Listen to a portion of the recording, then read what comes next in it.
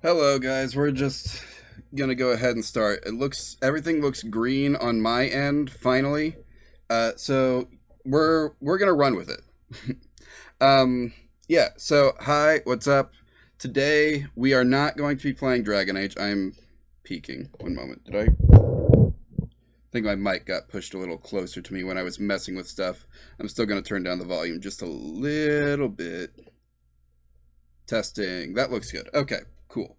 Um, So yeah, I think I know why this computer, despite being objectively a better computer in every single way than my work computer, can't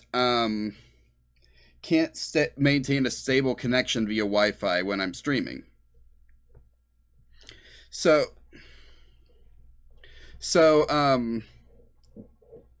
the this computer, my gaming computer, which I'm probably going to start using as my work computer at some point here in the near future. It's just I've noticed now what the other one cannot do, and so yeah, I think we just gotta take the L on the work computer. Why did I get so far away there? And start doing work on this computer because it can do more. I can stream and run VTube Studio at the same time over here, and that's kind of a big deal, sort of, almost, maybe a little bit, you know. Um, it, if I'm gonna be a VTuber anyway, it kind of it might be a little important to be able to run a VTube Studio or some kind of face tracking software alongside OBS and also a third program. Because, like, as I discovered yesterday, I cannot have OBS, Firefox, VTube Studio, and my game capture software open at the same time, or my computer will literally slow down to the point it can't run any of them successfully. Um, or not yesterday, Sunday. But anyway, we're looking okay now, and I think I know what happened. So, long story short, when I turned on my computer today, I had a bunch of updates that needed to run. Most of them were through Steam, but there was one program whose update was not a Steam update. It wasn't even necessarily stream necessary. It was just something that needed updated. So I thought, okay, I'll run the update. Why not? So all these things were updating at the same time, and that's not a problem because we've got relatively fast internet out here, uh, despite everything else. What the heck was that noise? Did I just get something? Just happened, and I missed it. Oh, hey, thank you for the follow, Bad Gal Beach. Anyway, anyway, so yeah, what happened? Why this computer has been having so many issues maintaining a stable connection for streaming is I this is what to this is what clued me up. Um, I made I was running this one download. So like once all the Steam stuff was downloaded and once OBS was updated, I was like, okay, this one last thing has like 10 minutes left on it. It's gonna slow down, the download speed of this computer, but it shouldn't affect the upload speed whatsoever. So I'm just gonna go ahead and start the stream. Um, and then you saw I tried starting 3 times. The first 2 times it was completely unstable, so it was not manageable like that. So sorry, throat's dry. Um, it was not manageable like that. So what was happening is the Wi-Fi card. I've got like a Wi-Fi adapter built into the motherboard of this computer, or like a card that gets plugged into the motherboard, so that I'm not having to use like one of those little USB things that suck. But the card that's in here, so a little context about this computer. I got it originally from a friend's dad who was uh he had an old computer, and he was kind of he was getting rid of it, but it had a really cool like see-through case. The case is a pain in the ass, but like that's beside the point. um so the So like I wanted to keep this cool case. So I over time, as I've continued to upgrade this computer, I have basically traded out every single part in it. At this point, there's nothing left of the original except for two pieces: the case and that Wi-Fi card. And that Wi-Fi card is from like 2007, is what I'm realizing. It's like a 2007 Wi-Fi card, and it has been just fine up to this point. But there's a problem. Back in 2007, they didn't have dual band wireless cards, so that means that it's going to struggle to download and upload at the same time if I'm not directly plugged in with an Ethernet cable. So what I need to do, I'm not sure. I'm still not sure what was happening Saturday, but I know for a fact that I need to get an Ethernet cable and just run it to this computer. I've been avoiding doing that because it's going to mean having to buy uh, either a longer cable than the one that I got to set up my access point, or it's going to mean getting an extension for that cable. Both of which not exactly ideal. Because I already spent money on this other setup. It's either that or I spend money to get a better Wi-Fi card in this computer, but I need to save money to replace this computer, or at the very least, I need to be able to replace the motherboard and processor, and that's going to cost like $800. So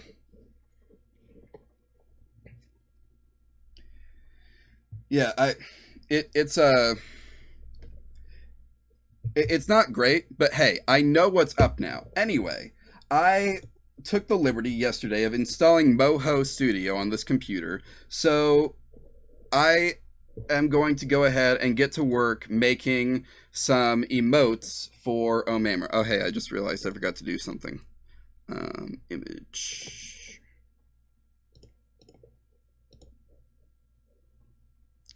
Give me just a second. We'll be ready to go here momentarily. Just forgot to put something up in the background of so that you're not just looking at a black background behind my computer screen. Anyway, we're ready to go. Boom.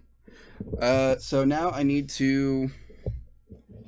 I don't know if you guys here know much about like animation or whatnot, but there's a program that I kind of learned to do animation and motion graphics on called Moho. So yeah, sure, check automatically. So I got this installed yesterday. Moho, kind of expensive.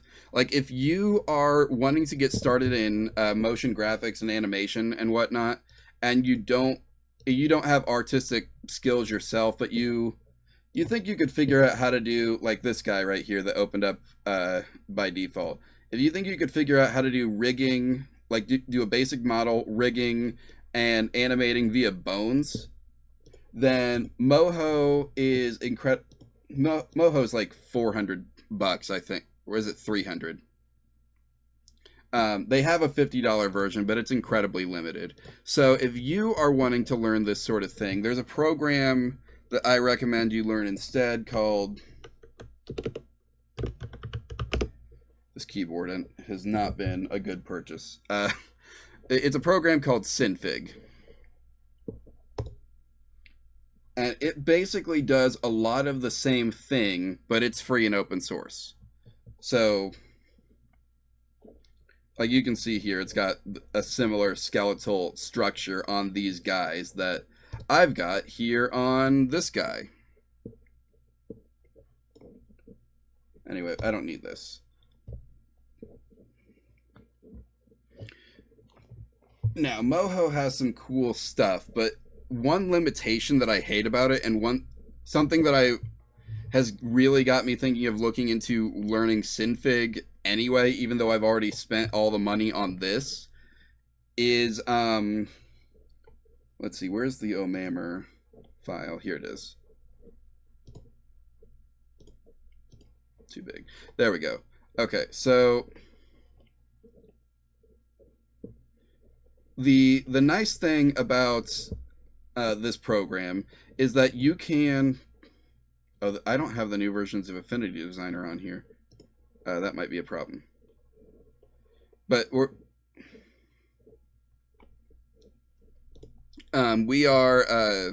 we're not going to be using this anyway. I just wanted to show you something, but in order to do that, I need to export an SVG file. And I don't have that SVG file.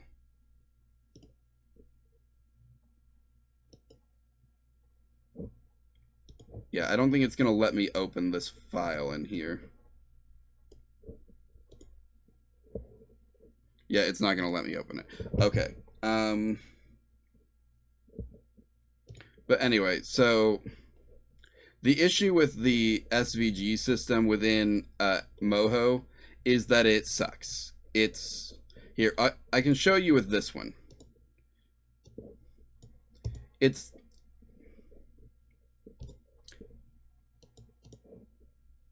I don't know why it's making me do this.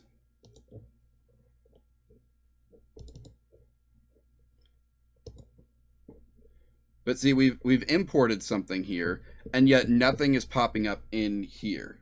And yet if I go in here and open this, then you can see the file that I made. I don't actually want Microsoft Edge, but whatever, that was what opened. So you can see nothing happened in here, and that's because this SVG contained data that Moho can't read. So the unfortunate thing is Omammer is using a lot of procedural effects, and that is what is keeping Moho from opening it, as far as I can tell. So we've got these we've got these like shadows, we've got a sort of 3D effect on the eyes to make them pop out. Again, shadows on everything. So it's just Moho can't handle that. Oh yeah, and also this like inner glow in the eyes. So Moho can't handle that. So what we're going to have to do is kind of make our own version of this inside Moho.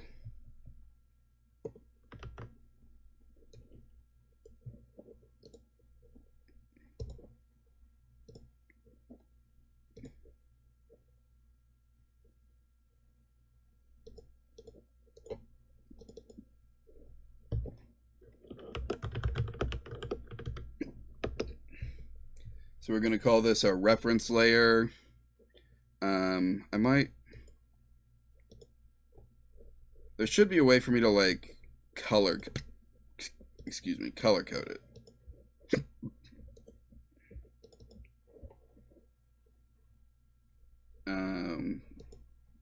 Here we go. So let's make it. Where's red? There's red.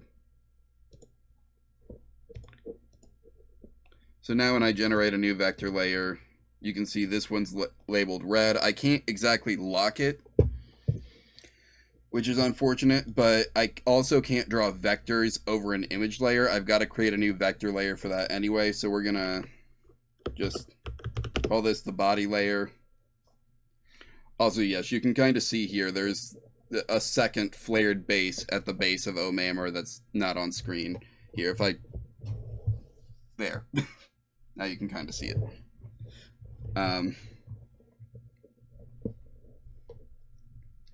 Anyway, and the other thing that I hate about this is that it's got the worst just the worst pen tool I've ever seen. Like, I'm kind of half tempted to draw my basic shapes in here before putting them in here, except this program also struggles to import them correctly. Like, incredibly powerful tool, basically industry standard. Somehow they have gotten away with like the absolute worst quality SVG tools I have ever seen, despite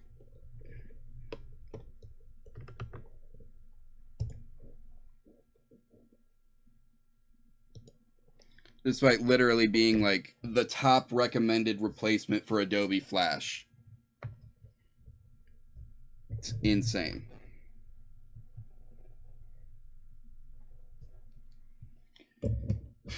But anyway, like I said, at some point I know I've got to get away from the paid bad software and onto the free software, which might actually be good.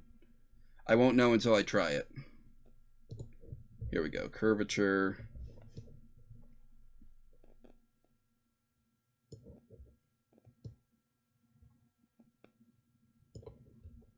So I'm not going to go for an exact shape on this because I'm kind of just a blob anyway, if you hadn't noticed. But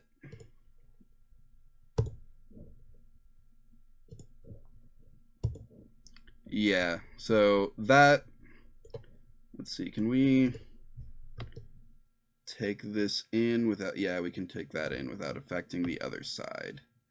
So let's take this in a little bit to about there. I'll bring you back out of it, actually.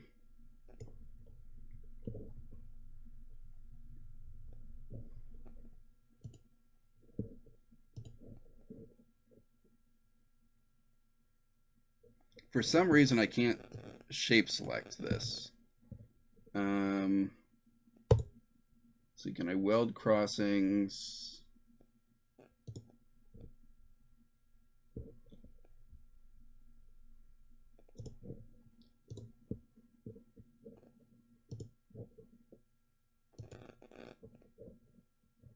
Yeah, let's connect and create. Or just create, maybe. There we go. Now it's a shape. Okay.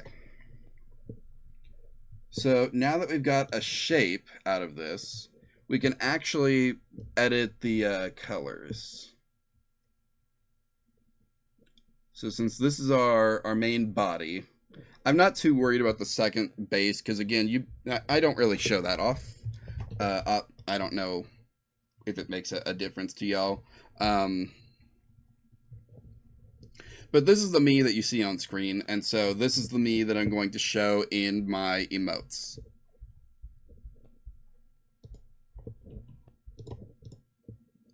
Just a little guy. Just a little blob with a cool tentacle mustache.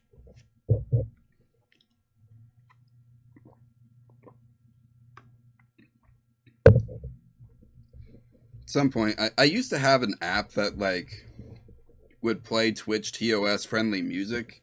I don't have that app anymore, so or I might still have it. It's just not on this computer because I used to do all of my when I was streaming in the past 2 years. I didn't have a VTuber model because I didn't know what VTubers were until 2022, and I stopped streaming in 2022. So yeah. Anyway.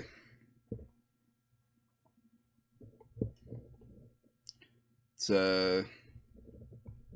what I'm gonna do is select here my select shape tool, and oh, this has a name.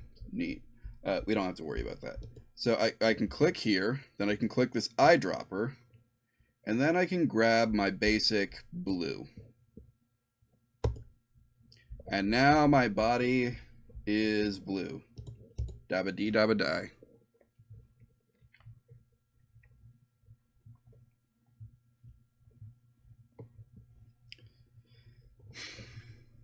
The stroke is kind of thick, so I'm going to change that, I think, from 4 to 2 pixels. I got deselected. One moment. Here, let's do it up here.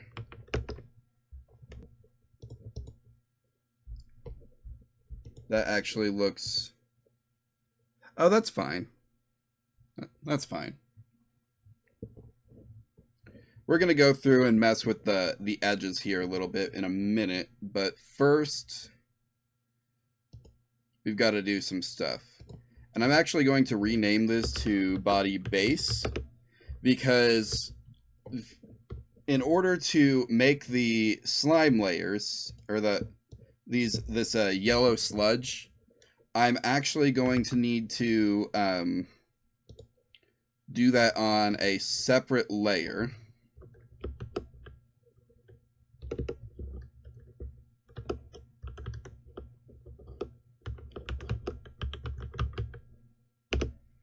So let's just call this sludge. And I'll go ahead and draw the first sludge here on top. I'm going to hide the base. Let's see.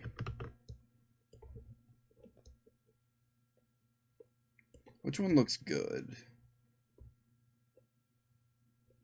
I'm not super hyped about any of these. I don't really, but let's see. You look pretty good. So what I'm going to do is I'm going to come in here,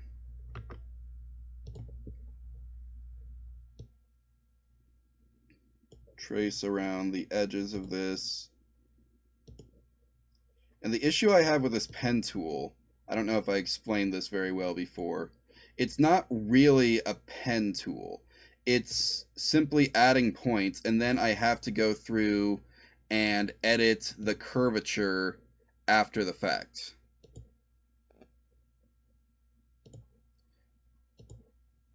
Which, if you've worked in Adobe Illustrator or any other vector-based program, you will probably already understand why that's annoying, especially if you're a fan of the pen tool, which I am. I'm a huge fan of the pen tool.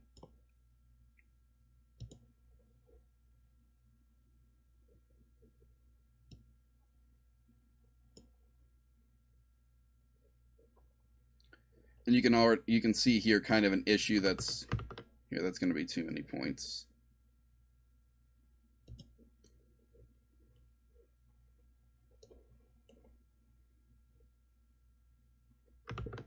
Actually, I'm going to put 1 point in the middle here just so that I can sort of maintain a sort of shape. This is more points than I would need if I was in Adobe Illustrator. Not that I really recommend you buy Adobe Illustrator, or even pirate it. Affinity Designer is perfectly acceptable software. It's $75 for the whole suite, or at least it used to be. I guess I don't know what it costs anymore. It's worth the money. It's worth not having to use Inkscape at the very least. Now we're just going to come back along, and I'm kind of messed up here already at this.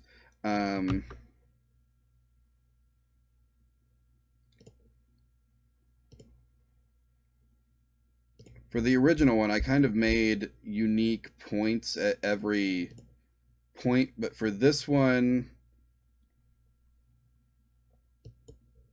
I'm only going to make one of these and duplicate it for simplicity's sake.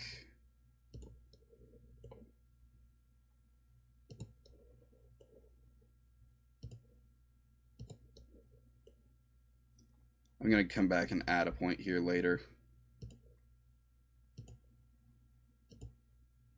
Once I've finished creating this shape. And I'm going to go ahead and check these.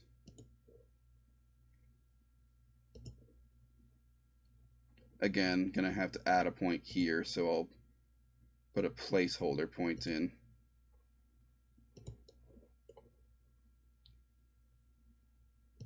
And this point should probably be moved down here.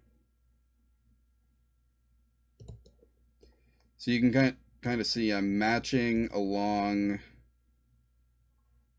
the edges there. It's not perfect, but it's something. So now, because I don't actually care about the shape of the original, I'm gonna come in here and kind of move these into place where I need them to be.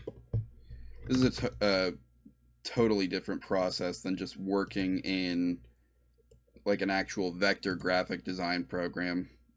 And I love vector graphics. Like I that's what I learned to do in college. That's but like I was using this program before I even went to college. um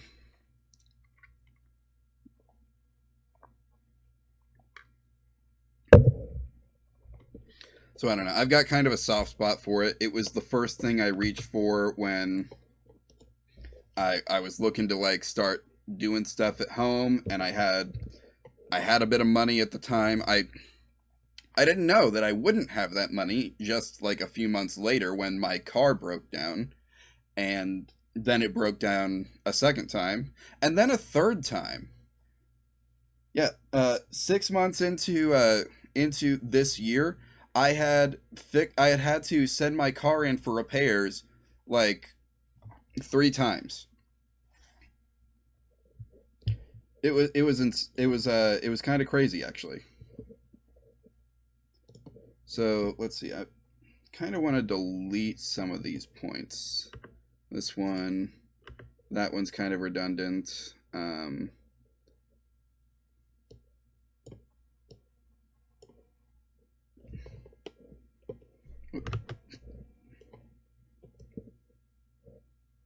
then over here I had one midpoint. Just to keep this sort of lined up.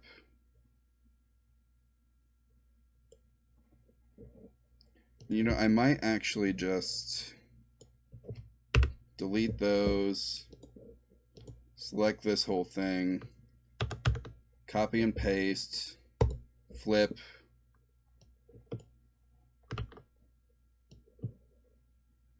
line these points up as best I can.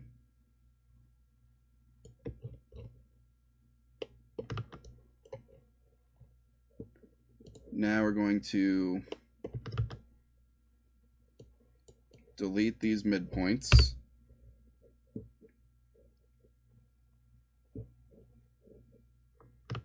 Actually, I don't need to delete them. I just need to...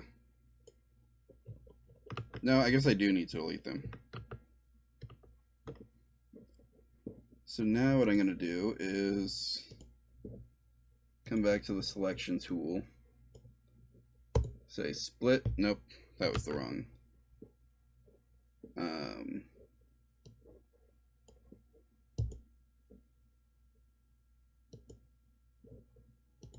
Oh.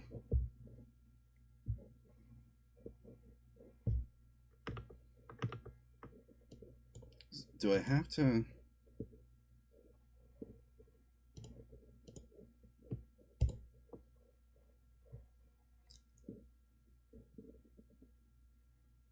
There should be a create shape tool.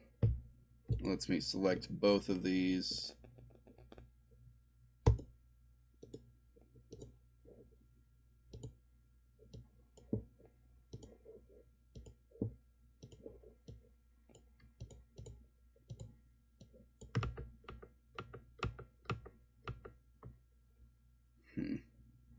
I don't think that's what I want, actually.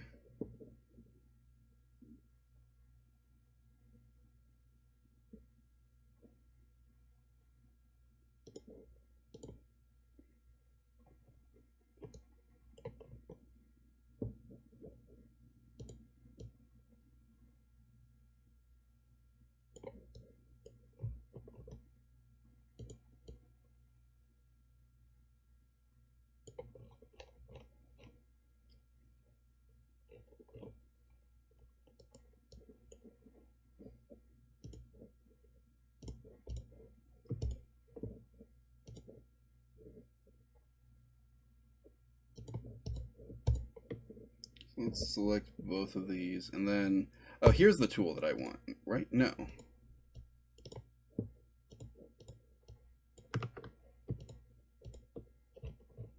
Okay, got them both selected. So let's select all.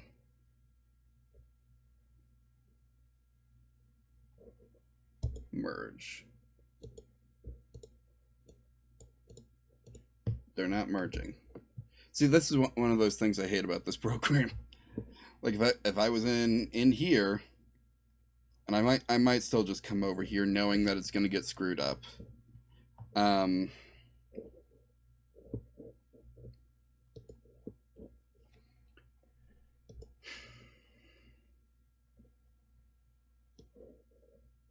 let's say 100% blend.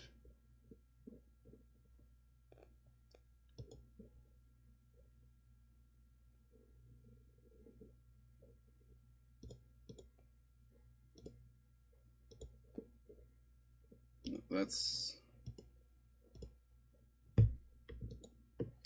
and even Adobe Flash had a better thing than this. You just, if you have one vector that overlaps another vector on the same layer, they just like automatically get merged. This is this software is just so behind the curve in so many ways, and yet somehow it's still like the second best thing on the market.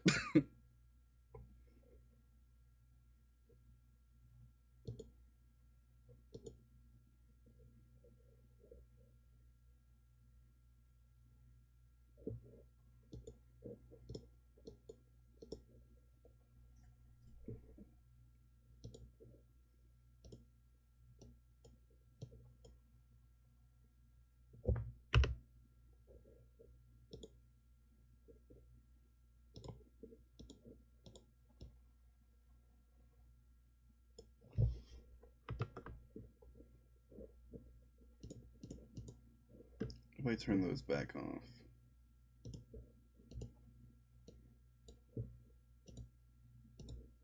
I've created a new shape here. Whoops.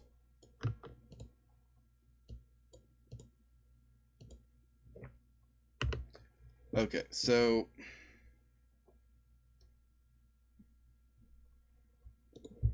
what if I just like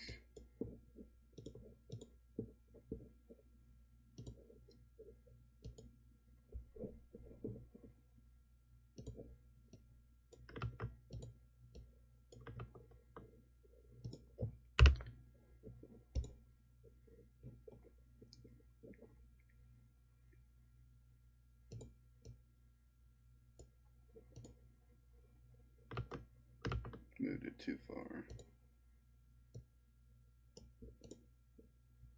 And it's closer.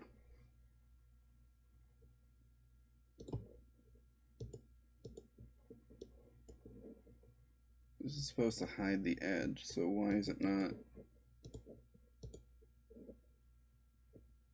Do I have to select just these?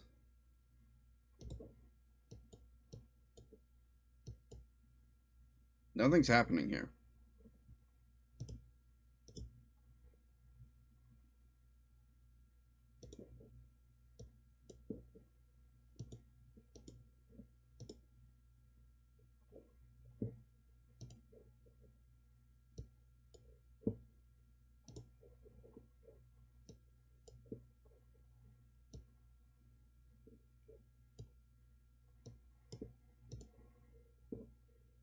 Wait, I got the wrong thing selected.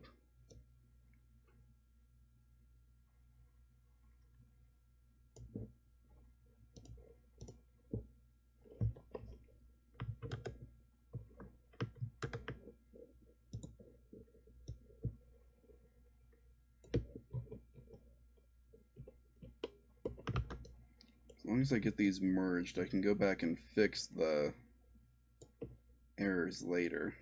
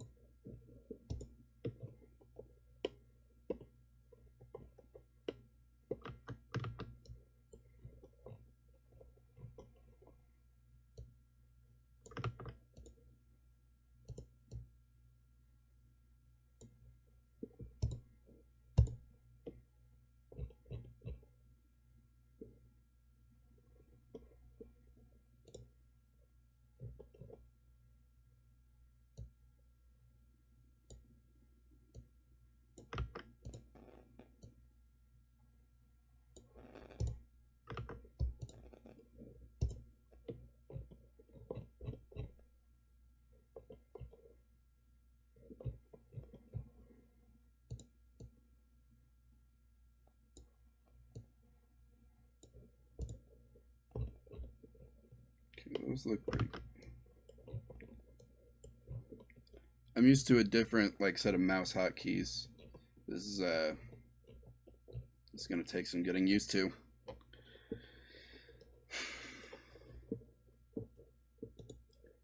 I'm not used to this not working.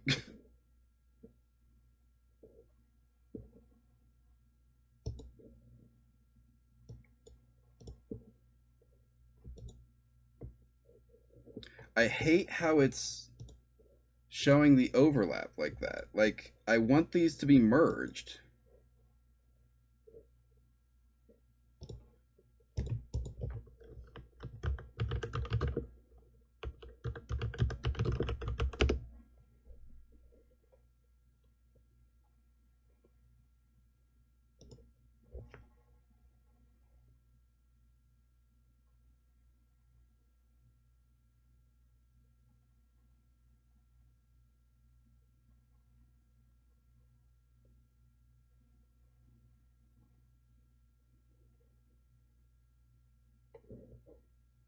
Okay. So, yeah, we're trying to do the Boolean operation, which this shouldn't be this hard.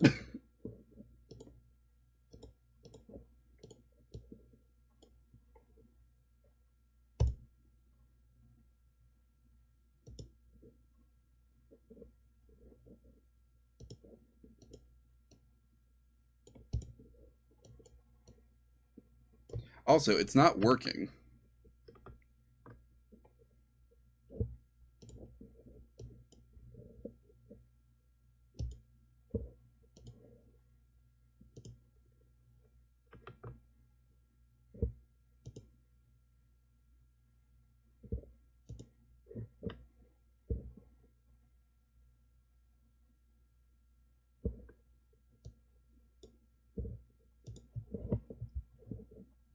So this doesn't work Okay, screw it.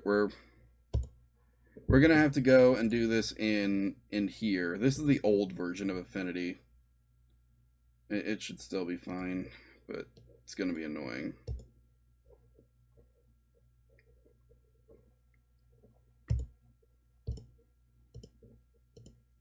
Okay, that's already locked. Which one's the new?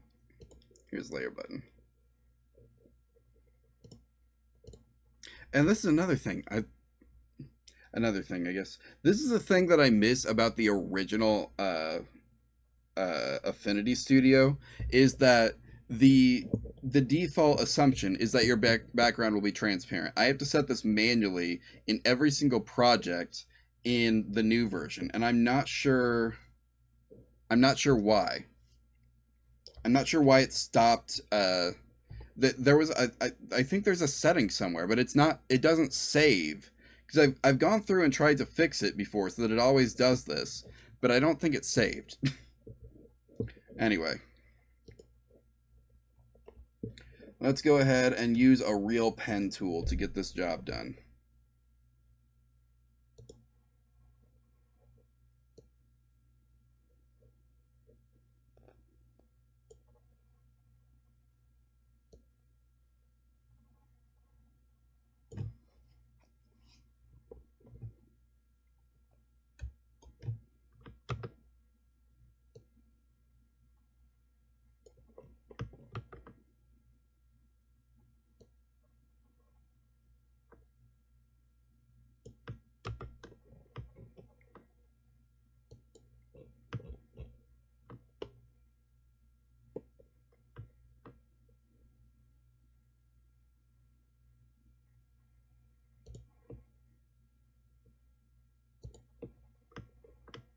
All right, so let's increase the stroke value here to, I think 4 looks good.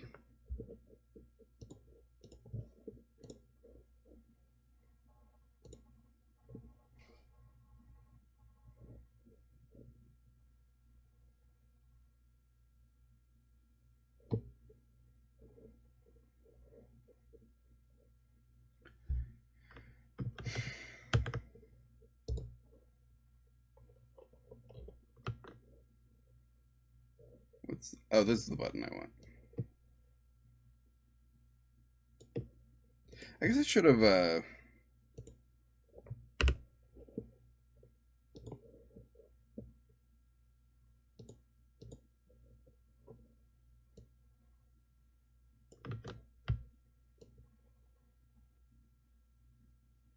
put this into shape first. Do not remember that being a hotkey.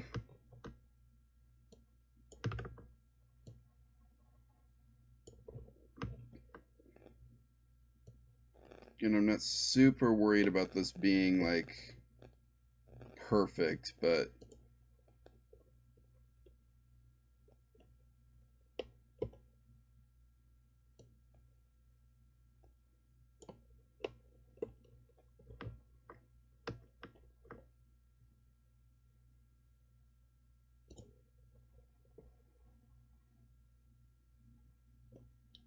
I will be able to go through and add points in later, just like in the other program. All right, now I should be able to do this and perform my Boolean.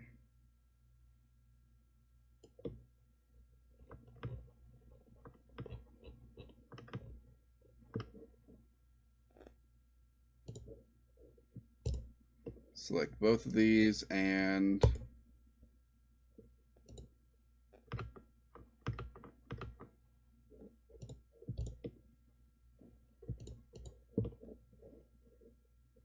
guess I should have filled these in.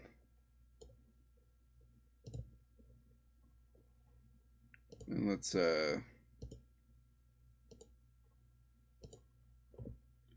zero out the stroke for a minute actually, so I can see what's going on here, why these were not.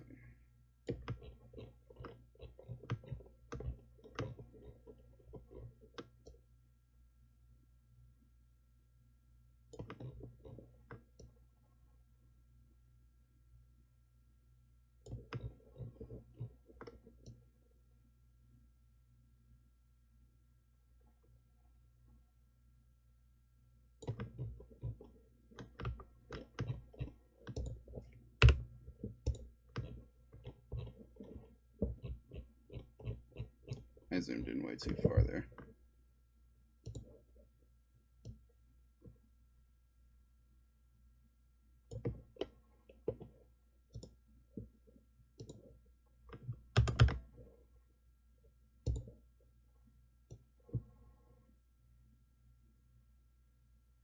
Why do I not have my snapping tools?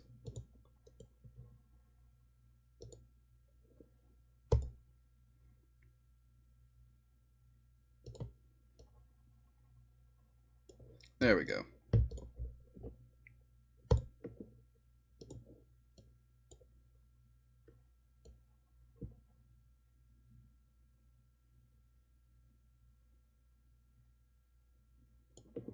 That's pretty close.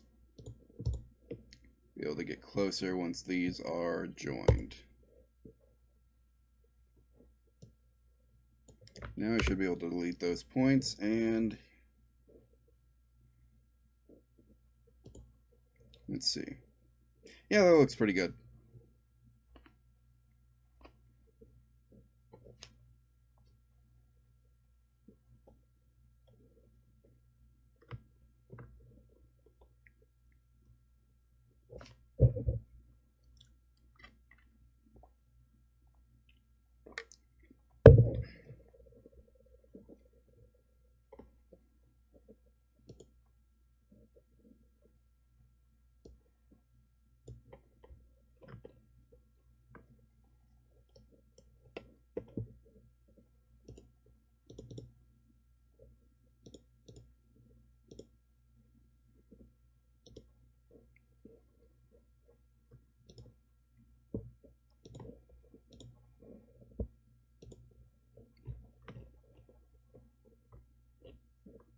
Okay, when I zoom in, the stroke looks like it's the same size, but when I zoom out, it looks much smaller. I'm just gonna go ahead and turn this up to like 6, I think. Now it looks thicker. 5 maybe? 5. If 4 is too small and 6 is too big, then it's got to be 5.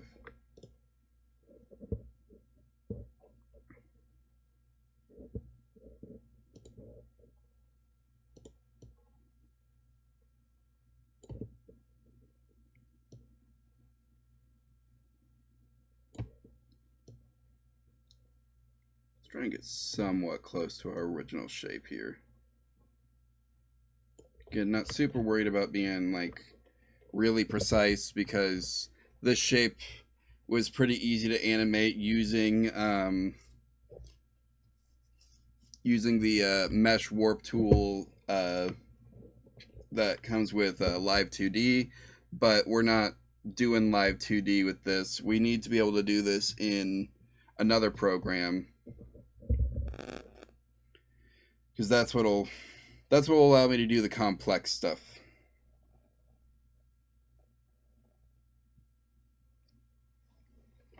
You know what I mean.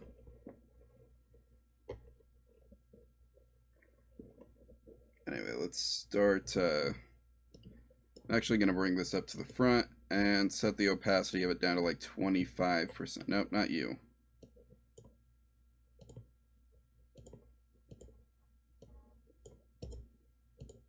You're the one who should go down to 25%. There we go. Now we can kind of see our original shape a bit better. And something I'm going to try and preserve, I think, is these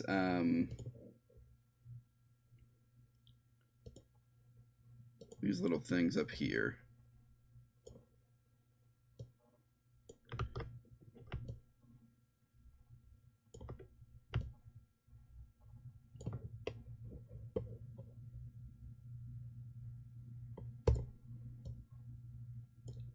I think those are a neat little part of the design.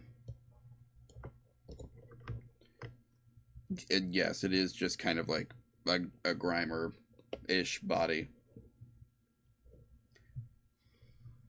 Like, I don't think there's any disguising the fact that this is heavily inspired by the Ammonite Grimer Pokefusion, but you know, we're gonna do our best. We don't have to talk about it too much.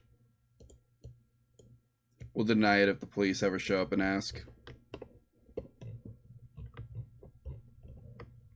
Although if we want to do that, I should probably change the profile picture away from the like generated pixel art.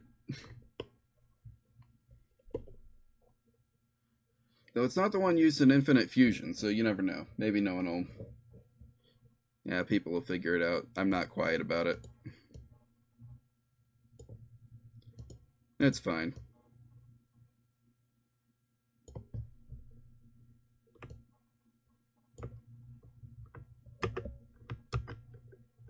That's the wrong key. Why is it not undoing? There we go.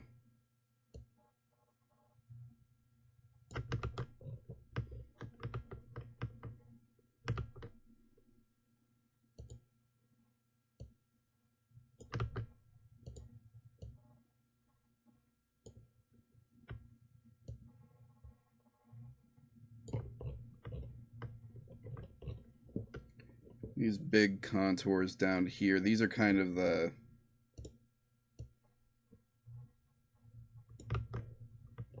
base of the model, so we'll keep those. We'll keep these in.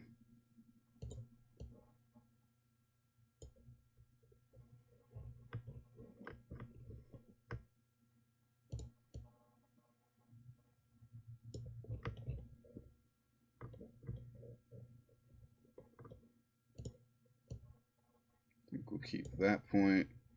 Then I'm going to put one more like right here.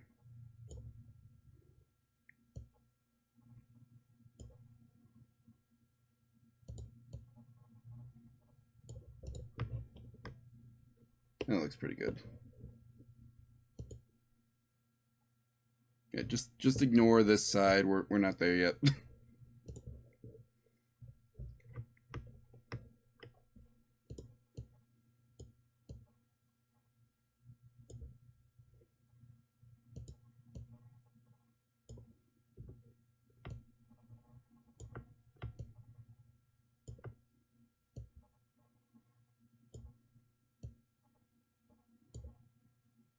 That's pretty good.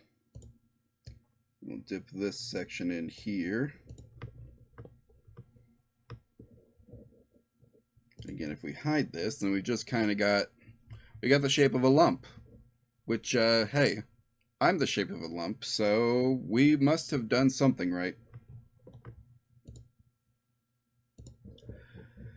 Kind of wish this one was more, yeah, like that.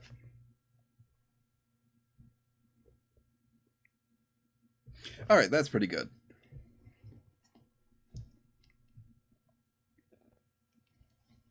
So, let's see. Now that we got that out of the way, gonna go ahead and turn our reference layer back on.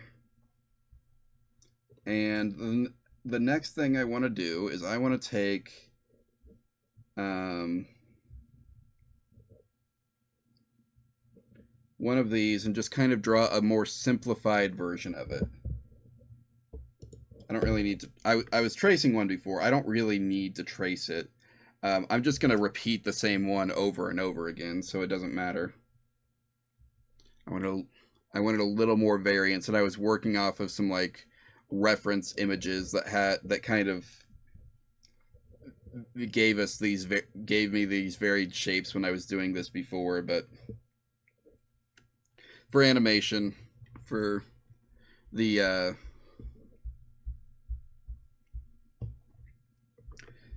for the Twitch emotes, we're gonna have they're gonna be small. You saw how small it was when what's her name followed earlier. Bad Gal Beach.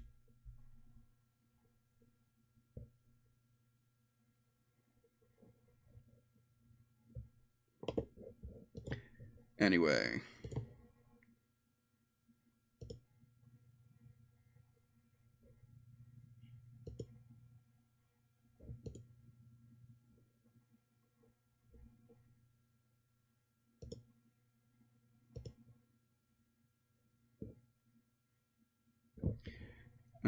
What was I doing? I remember what I was doing, sort of.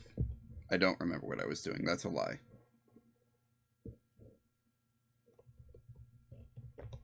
Oh, I remember now. I was going to make one of these.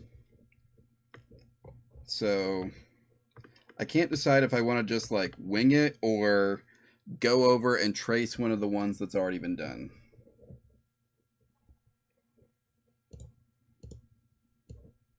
Also, I need to turn this back up and make myself a new layer here.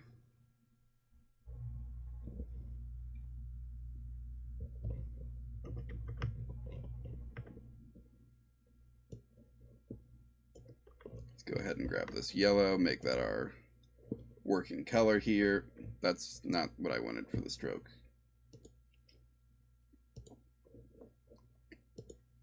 Actually, don't want a stroke for this one. At least these don't have a stroke. I don't know. We'll see. Maybe a stroke will look good on the animated one.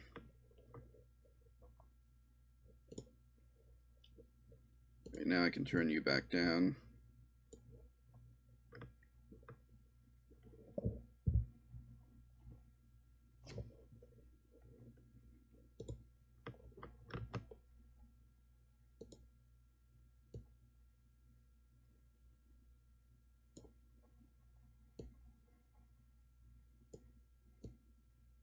This is what I mean by like I can do much simpler over here with much fewer points.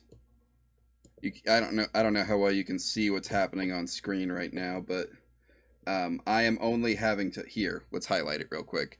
I'm only having to. I don't have to go in and make a midpoint for. Why is? I'm gonna have to go in and fix the Ko-fi bot later. It's not supposed to play over itself.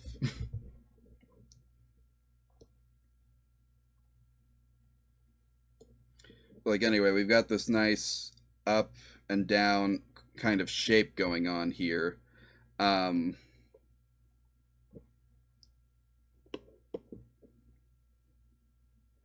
Some of these look kind of ugly compared to the ones that have come later, but we can go back and fix that in a minute. So anyway, I'm not super worried about tracing what already exists. I'm just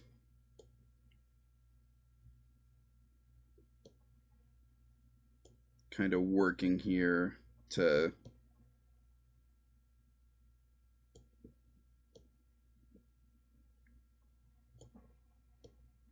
make something that'll look good.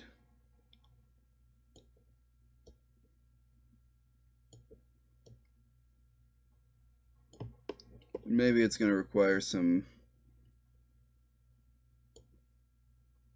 work after the fact, but I can kind of begin to visualize what it's going to look like a lot easier when done like this.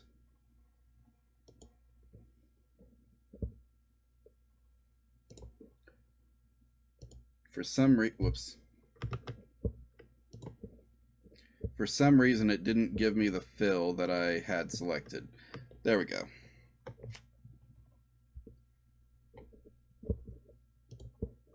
So we can kind of see the problem areas that have come up right here. Got something like that. That's the wrong one.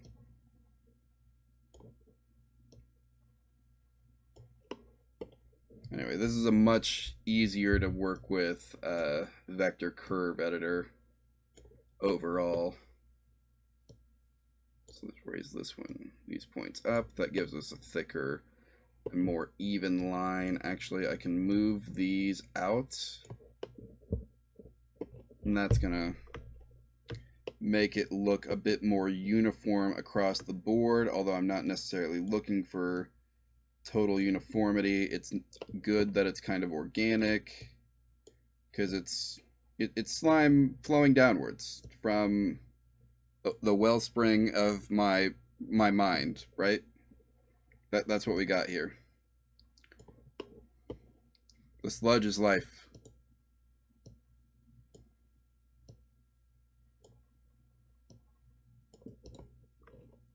That's pretty good.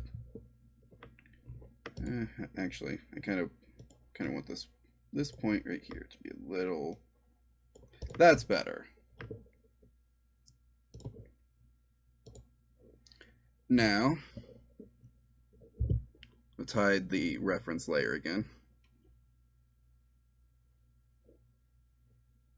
I don't know why we have this pixel layer. I don't need this. Yeah, you know, the way, since we got to make these with solid colors, I kind of think this is going to look better kind of being bigger and having a stroke. Maybe not so thick of one, but... And I can put procedural effects back on this once I get it back into Moho, but...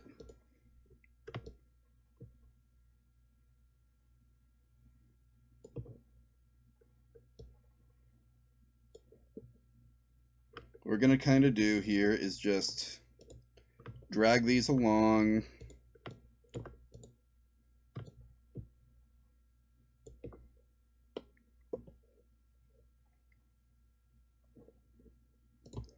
Actually, I'm going to turn this back on because we don't want to interfere with the facial area too much. And I might come in here and delete points on...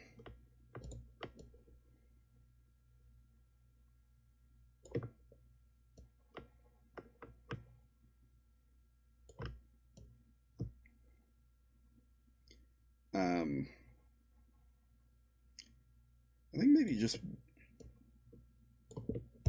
one less is probably going to look better here.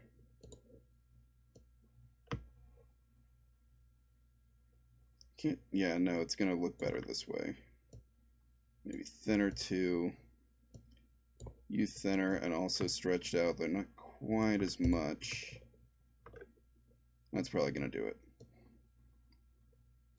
Yep, that'll do it. Okay. So basically the idea here is these are going to get... The way that I designed it to work on the original one is that these are all kind of masked so that they exist inside of this blue blob. And so we're going to do the exact same thing to all of these curves here. Is we're going to make them children of this curve that will not be drawn outside of it. It's a masking layer, basically. That's what it's called. It's a masking layer.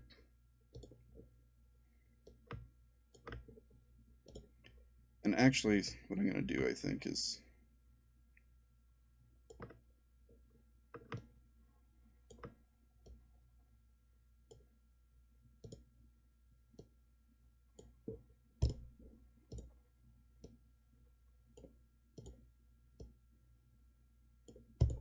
There. That'll look pretty good, I think.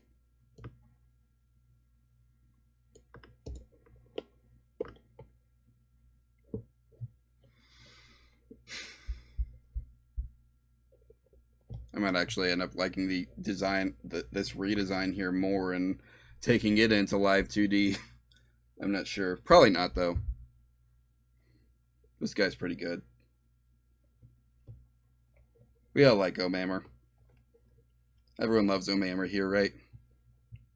If not, why are you here? Don't leave. Please don't leave. I don't care if you're just lurking. Please stay. Please love me.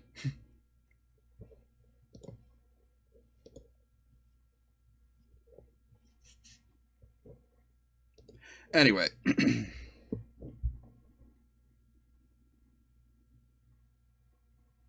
What was I doing? That's right. Excuse me. Yeah, so anyway, let's see. I guess that's going to be the next step is I'm going to go ahead and... Oops, not a pixel layer. Just a layer. We'll add all these to that layer.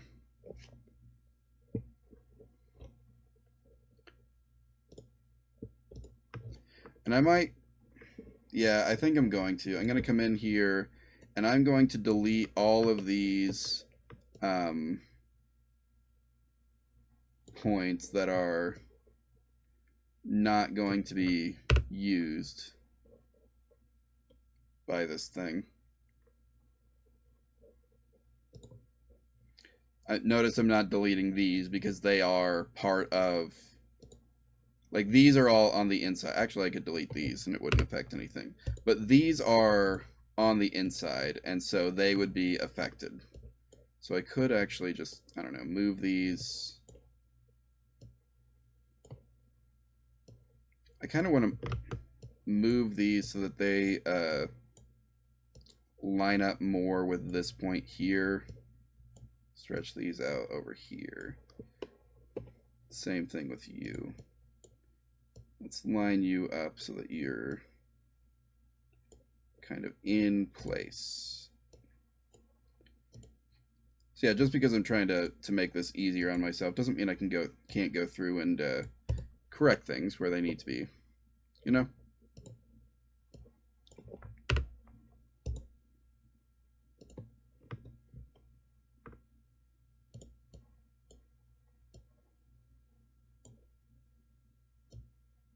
And we'll have to do probably more corrections once we actually get it in the...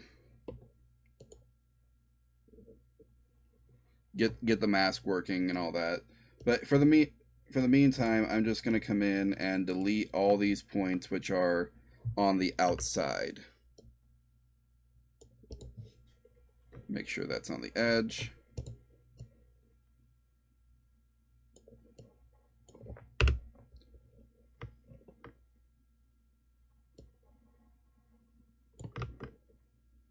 Same thing here. Because if these are on the edge, then these points can be deleted.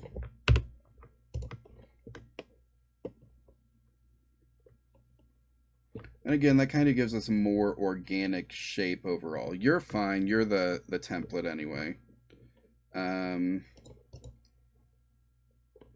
don't really have any points that can be deleted. You do, however. because I don't need these. You kind of want to bring these in a bit. That way these can be deleted. That looks pretty good. It gives us a taper on the sides too, which that's nice.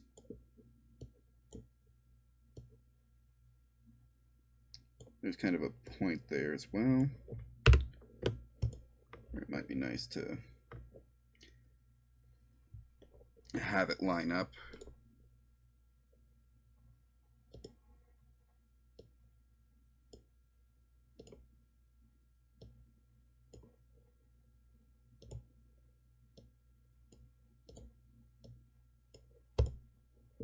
All right.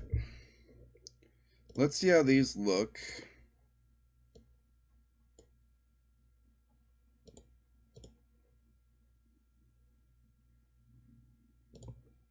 I might have to actually add these to the...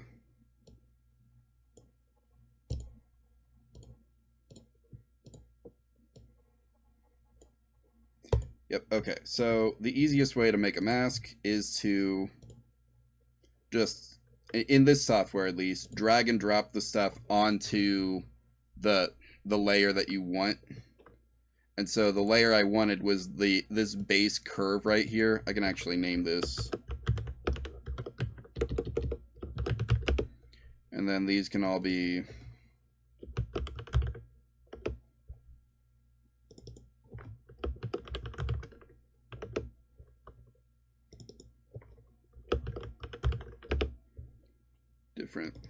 differently named slimes. Slime 3 and Slime 4. Interesting thing is, Slime 4, I believe, is the prime slime. The origin of the slime.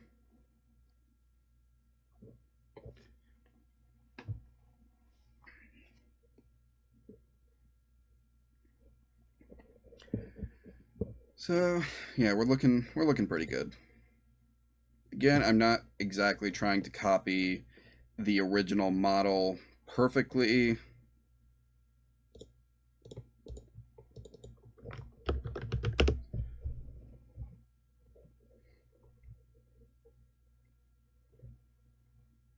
Something I like that future editions of Affinity did is, like, this right here is very closely structured to how Adobe Illustrator works, but I like how in future versions they kind of did away with this like base layer thing and transformed it into a group, because that is, like, visually speaking, much more indicative of what's happening in here.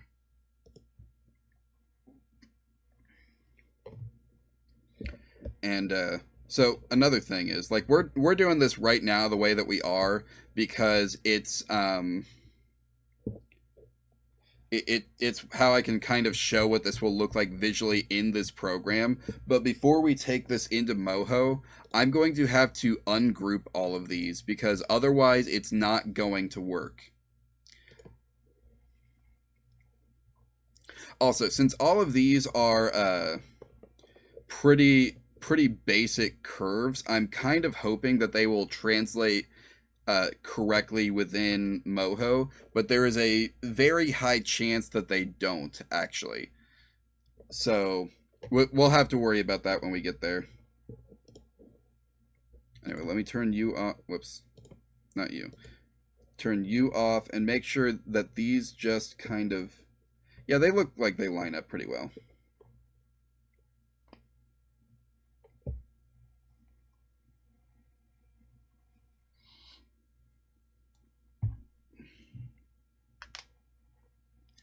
So, don't ask about the cracking sound. You don't want to know what within me cracks.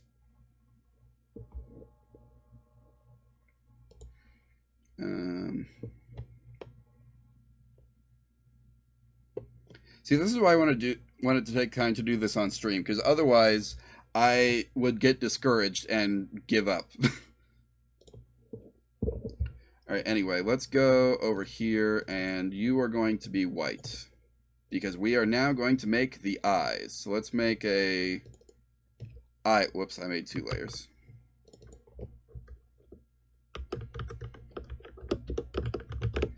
Left eye. So let's see. Technically, this eye is the left eye if we're facing not opposite of the boy. I actually think I rigged these eyes backwards, but you know, you're never gonna know because their movements are synced, and I don't have blinking or winking. I mean, technically, I've rigged this thing to blink, but I turned it off because I just had so many issues.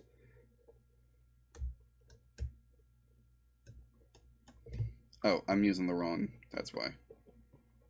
I've got a keypad over here, but it's rigged. Rigged. I've got the key. I've got custom key bindings on it set for comfort when gaming, and they are not necessarily what I want to use with this software. I could probably create a separate profile for this software, but I don't want to do that right now. We can do that later. It's pretty well lined up.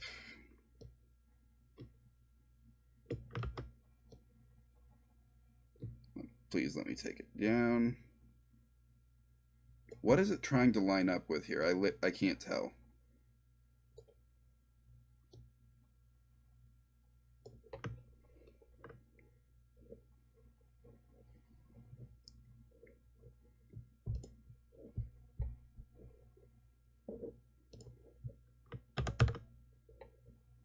And we're gonna make this one. This one's just gonna be black because it's the inner eye, and it doesn't need a stroke because it's black.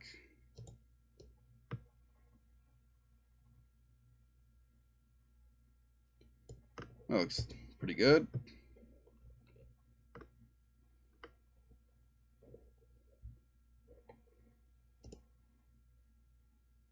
Yeah.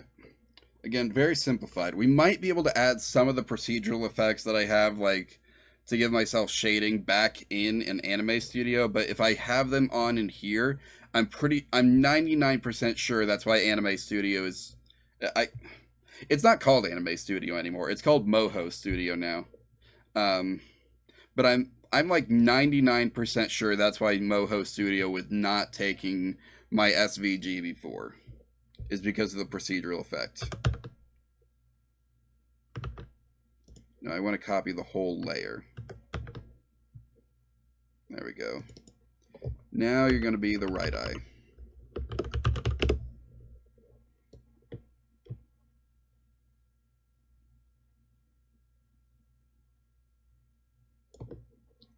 Need to turn my reference back on. Pretty good. Turn it back off, and that looks about right. We kind of got someone else has pointed this out to me, but this character has kind of a Muppet vibe. I just dropped my phone. And I kind of dig that, actually. I kind of like that the eyes kind of give me that, like, what's his name? You know how a lot of Muppet eyes are just made with like ping pong balls? Like the original Kermit the Frog's eyes are ping pong balls and a Sharpie. Like that's kind of the vibe that Omamer's eyes give me.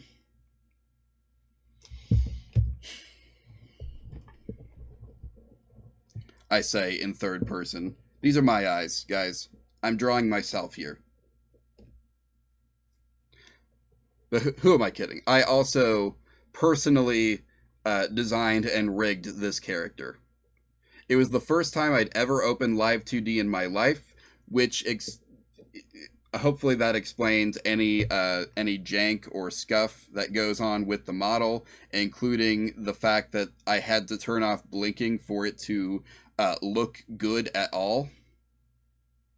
I could set up automatic blinking, I guess. There's supposed to be a way to do that. just so we can understand what we're looking at here. Eye open left. Yep, auto blinking. Yep, now we have it. And auto blinking. Yeah. So it doesn't look too bad actually, but like, you know, the face tracking software that it I'm using an incredibly cheap webcam, and this rig is like cheaply made. And by cheaply made, I mean like a lot of characters, like your default eye state is going to show a little bit of eyelid, and my character's default eye state is not supposed to show any eyelid. So, because like a regular old human being, which is what most anime characters are based off of, supposedly. I hate how often it blinks when I have auto blinking on. Is there any way I can reduce that? I don't see a setting for reducing the amount of auto blinking. I'm just going to turn it back off.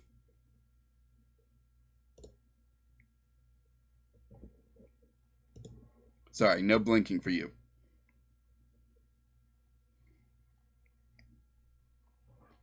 But anyway, like your average anime woman, her eyes are going to be rigged to um, be partially closed because, like, if you look at an actual human being, you will notice they have eyelids, right?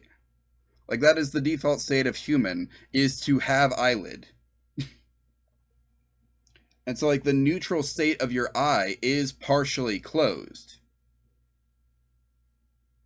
When you widen your eyes, then that's when you don't see eyelid. And when you close eyelid, that's when you don't see eye, obviously. But anyway,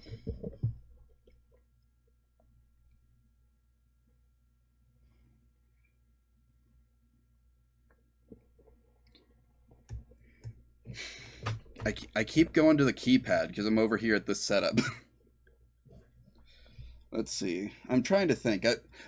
By the way, my work computer, which I've been working at for the past 5 years, I think, would be fair to say, with this sort of setup, is a banquet table. It's like one of those fold up banquet tables. um, so it's got plenty of room on it. It makes a decent desk actually.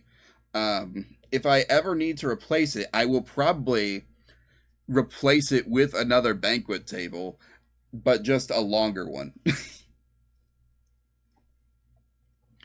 But it's actually got room for a 3 monitor setup and my like drawing tablet. It's just that computer does not have the capacity to handle one more thing, as we found out the hard way on Sunday night. You know, I'm actually kind of digging this simplified line design. I might I might rig this. I might take this into Live 2D and rig this once we have everything else done. Just because I think it's fun. I think it's kind of a fun little guy, right? I'm kind of digging the simplicity of him.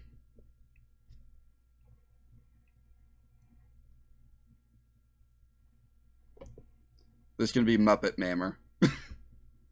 But anyway, Muppet Mammer right now just needs to work in Moho.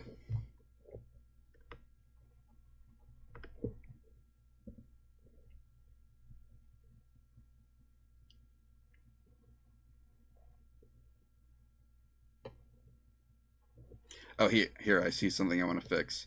Um, so like this right here. Which one are you? Slime 4? Yeah, Prime Slime is Slime 4.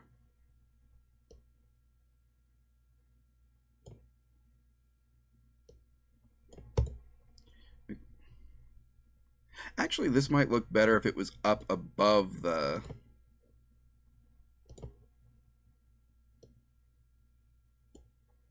Like if you were down here. Yes, okay, that looks better. It's not perfectly lined up, though.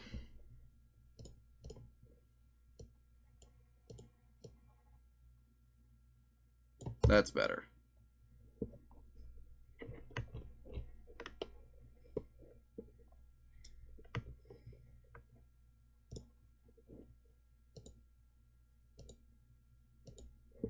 Anyway.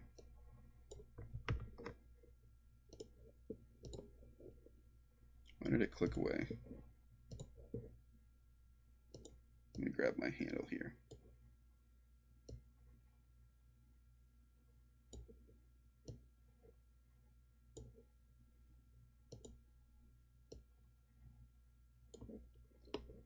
Actually, with these on the edge now, I can come in here and delete these.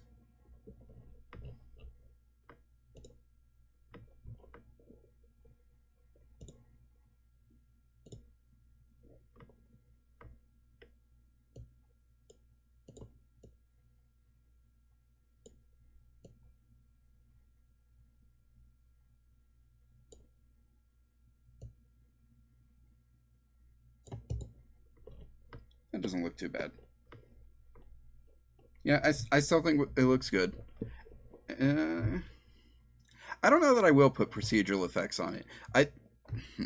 We got to see what it looks like, but we can't do that in this program. So anyway, we need to get back to work. We need to get our glorious mustache design. I think is the next step. So first off, we need our tentacle, these little guys. Should we do the handlebars first? Oh yeah, by the way, who wore it better?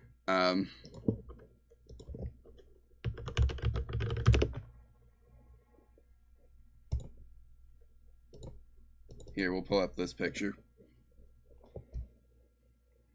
Who wore it better, guys?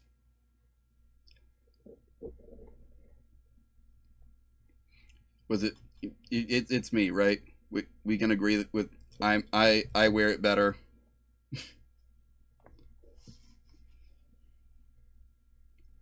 Yes, I watch One Piece.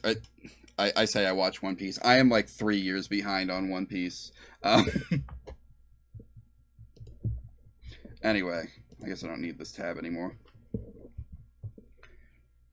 But yeah, that's the old Whitebeard style handlebar mustache.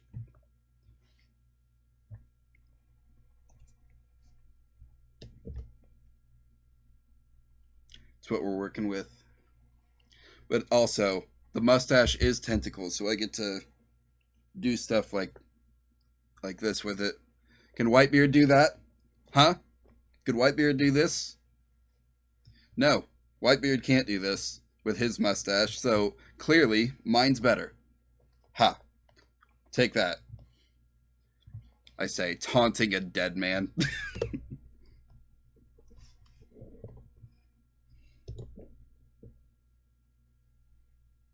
Actually, I think I'm 4 years behind on One Piece. Maybe 5.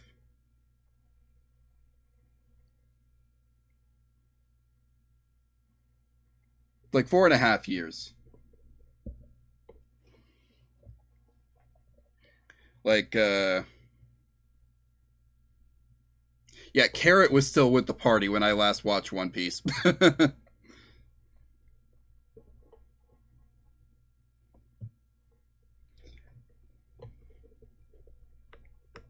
Anyway, let's go ahead.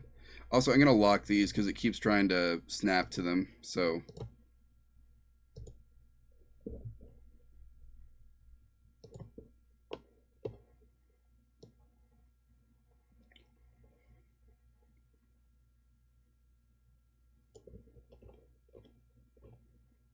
see if I can get away with just the 3 points. It's going to be difficult, but I think it's going to be doable. I just need to convert you to a smart curve. Super easy to convert something to a smart curve, though. All I have to do is hold down the Alt key.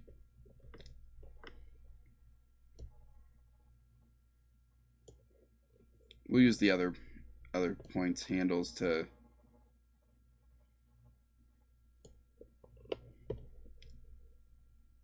Why don't you have a handle? Get handled, idiot.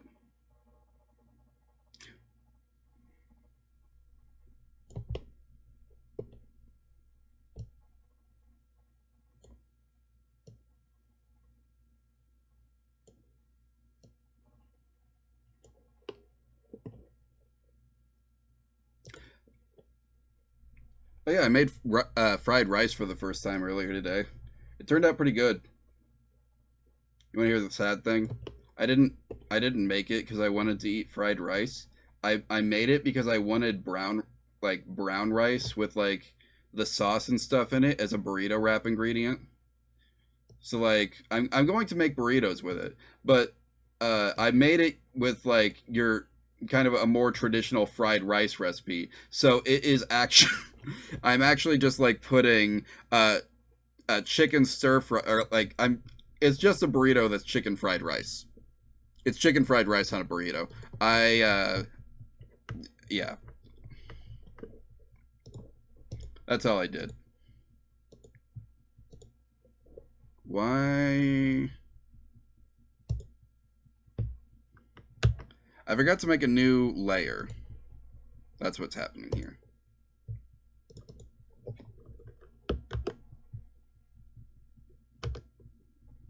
How do you spell mustache?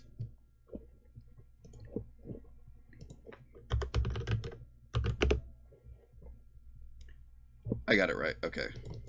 I was about to spell mouth. There we go. So within this layer, let's go ahead and paste. And now you are this is the right side. So right handlebar.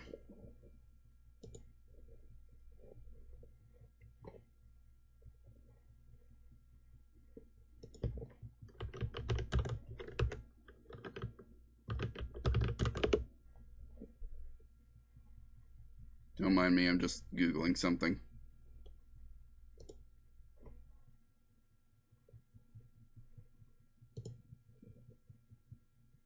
Also, by the way, I have this set up so you will never hear my desktop unless I want you to. I will be playing. I can. I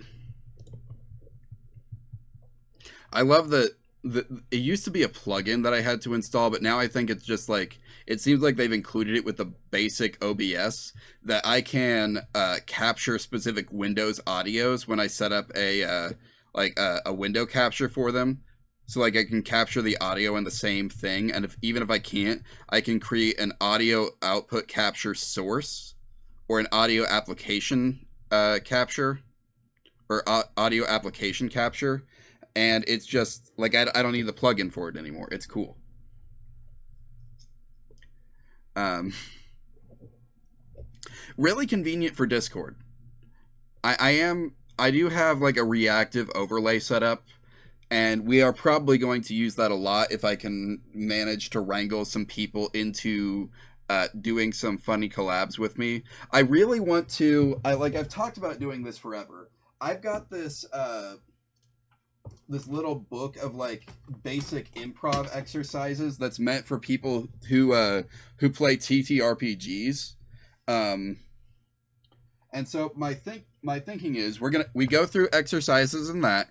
We go through video games or tabletop games that give you opportunity to do improv. Like I've got a game called Wing It, the game of extreme storytelling. I've got a game called Poetry Slam. These are just regular old like tabletop card games, but if we throw on just a couple extra rules, then you will actually have to recite poetry in order to play Poetry Slam. You'll actually have to tell a story to play Wing It beyond just what the cards give you. Same thing with. Have you heard of Fun Employed or Fun Employment? I can never remember which it is. One moment. It's Fun Employed. I love that game so much. Like it's it's got some cards in it that are questionable, but also also the point isn't to actually sound like a good job candidate, right? So, but anyway, the idea would be like I set up this sort of game show thing where we improvise. I know Game Changer is a thing that exists. I swear I've been wanting to do this since 2019. Um, ever since the first edition of Improv for Gamers. But anyway, it doesn't matter that someone else is doing it already. It doesn't matter that that person is already more popular. It doesn't matter that Smosh and Act Promptly have already copied the sort of formula. We're going to make our own because you know what?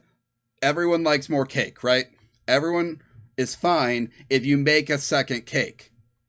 That's the philosophy. So I would be willing to bet that I could create the improv show that actually incorporates games and video games, and even in the things that are basic improv exercises that we follow, it will it could still be interesting. There's probably still a way we can create a scoring system off of it.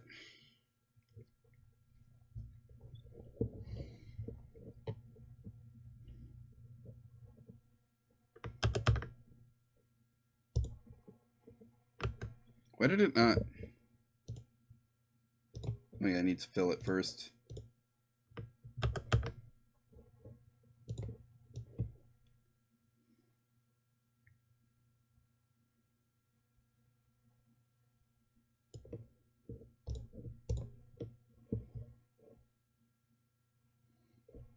So let's just select the layer, align to center. Is this not align center?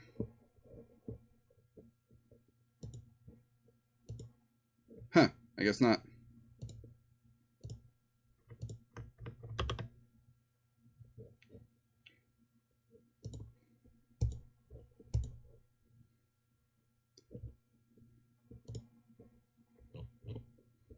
Okay, I'm gonna need to unlock this so that I can move it over just a little bit.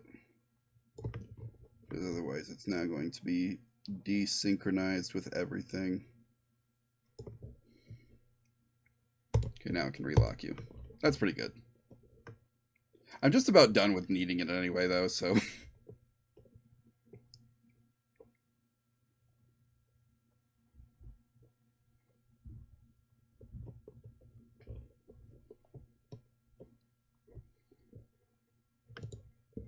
Yeah, I think...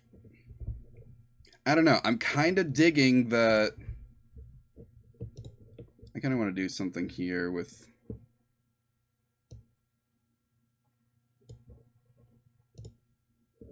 I'm going to ungroup these.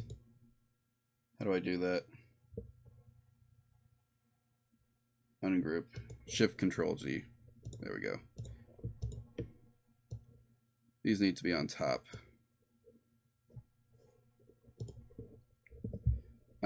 But I kind of want to see what these would look like. Because, one moment, let me... No, not you. There should be a way to turn this thing off, right? I turn it off on my other computer, but I don't remember how. Or maybe it's just that the other computer has... But I feel like this has Classic Shell. Yeah, this has Classic Shell, and I thought that was... That Classic Shell got rid of that, but I guess not. Whatever. I'll figure it out. I don't use this computer all that much, despite it being objectively a better computer. The desk that it sits at is just not very comfortable. I need to put it over on the banquet table. The banquet table, surprisingly, a much more comfortable desk to work at for long periods of time, and therefore probably game at too, is not the writing desk, which is where I'm sitting now. I've got this writing desk that was designed to like hold cables and whatnot, and it just sucks to sit at because the height is wrong. It's got I can't sit high enough at it to sit comfortably because there is shelves that get in the way of my legs. So I have to sit a little lower, which means my arms have to be up a little higher. And like just the way that I end up having to sit comfortably is heck on my wrists. Did I already compress these? Yes, I did. Anyway, I was in the middle of something here. Where's my tab? There's my tab. Okay, so if we go to the Japeel Pokemon Fusion Generator, which is the one that I think gives me the... No, I don't actually want... here's Ammonite. And then... Grimer. Yeah, this is the one. So, maybe I've zoomed in too much, I'm not sure. I can't zoom in anymore. But he's got kind of this, like you can kind of see here, the tentacles on his mustache are all kind of just one shape. Whereas on my model right now, they are completely separate entities. And I kind of think this design might be preferable. For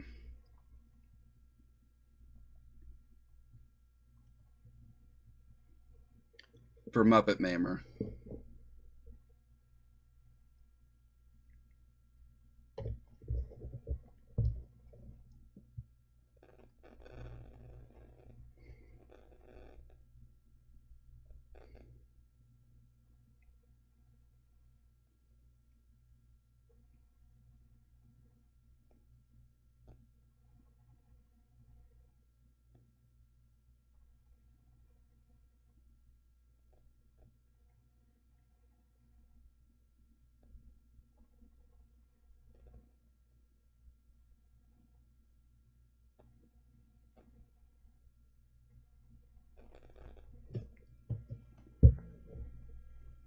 You know, I just realized I never actually like promoted this stream anywhere.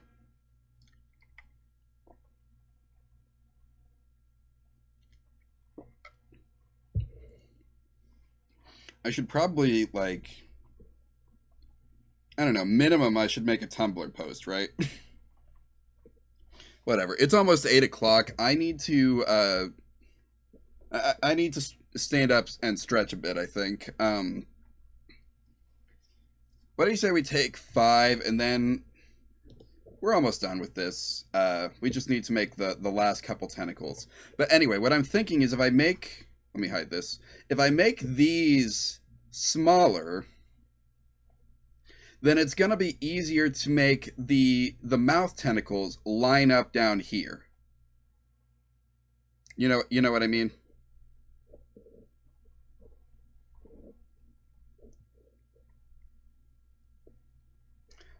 Also, I'm really digging this simplified design. I think I might like it more than what I'm working with now. I might try and rig this.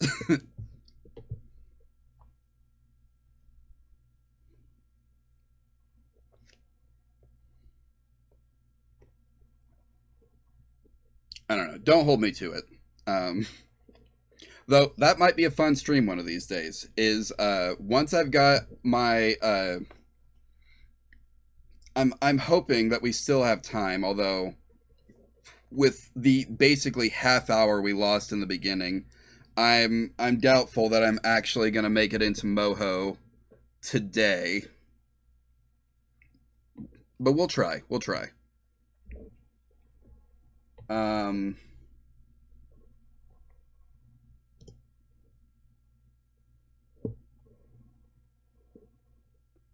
But anyway, so my thinking is that we try and make the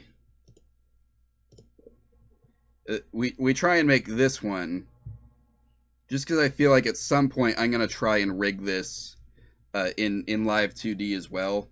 We're gonna try and make the mustache more in this style, with the upper parts as like a solid part of the mouth, of the not the mouth, the mustache as a whole, and not just like, you know, these separate like big things that go off to the side.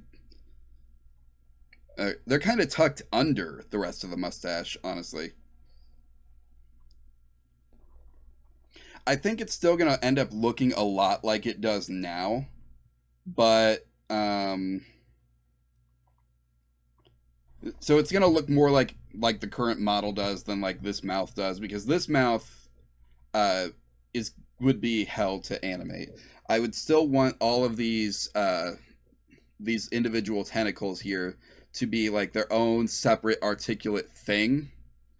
But if everything's the same color, right? That if everything's the same color, then it's going to be easier to do that. Also, the reason that my current mouth is kind of jank when I turn my head is because I didn't actually rig all of these tentacles separately.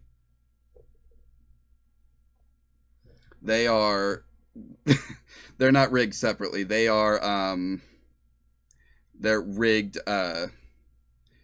there's two basic, they're rigged in sets of two. So like we've got the left half and the right half that are rigged together, instead of every single one of them being their own individual articulate piece. And I think if I'm going to ever do like full lip sync, I would need to. If I'm gonna do full lip sync, I would need to make all of these articulate instead of just, you know, opening and closing, and that would also deal with this amount of scuff when my head is tilted. Because you see how these kind of it's not great when the head tilts. Anyway, I don't have Live 2D installed on this computer yet. I'll need to install it. Actually, that might be a great way to reset my free trial. Don't tell them.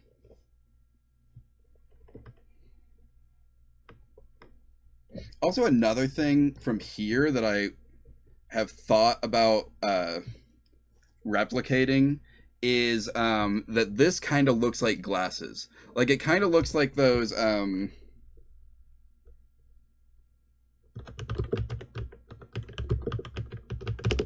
like no, where are they? Like these. Like these kinds of glasses. No, I don't want you to check my reviews for me. You know what I mean? Get, could you imagine like a prime merch opportunity here? Anyone out there want to make merch? Ignore my cart. I,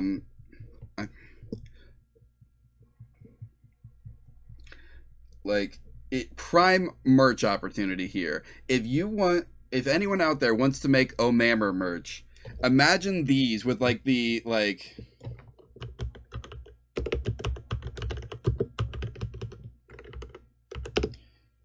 with like the incognito mustache glasses.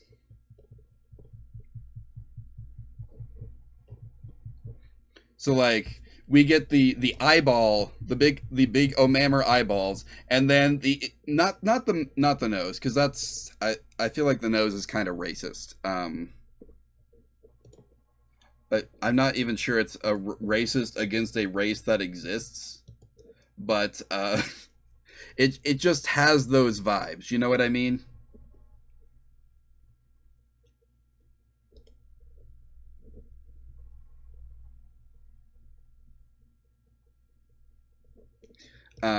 But like, yeah, imagine my tentacles on and my eyes on the eyeball glasses, and we get like the Omammer brand incognito glasses. You would not be incognito wearing them. They would have the literal opposite effect. But anyway, I'm going to go to break for a little bit, and when we come back, we're gonna draw the mouth tentacles. It'd be kind of neat if I could articulate each of these individually, and then I could like do full lip sync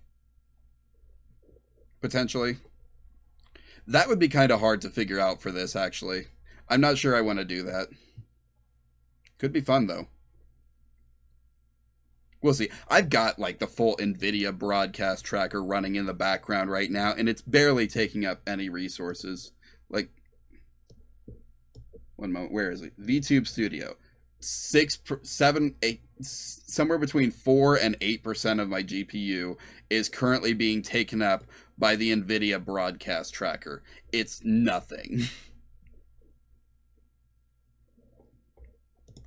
OBS is taking up more of it with NVIDIA NVENC. But anyway, so yeah, I'm going to go run to, I don't know, grab like a snack bar, top off my drink, who knows what else. I'll be back in 10 minutes.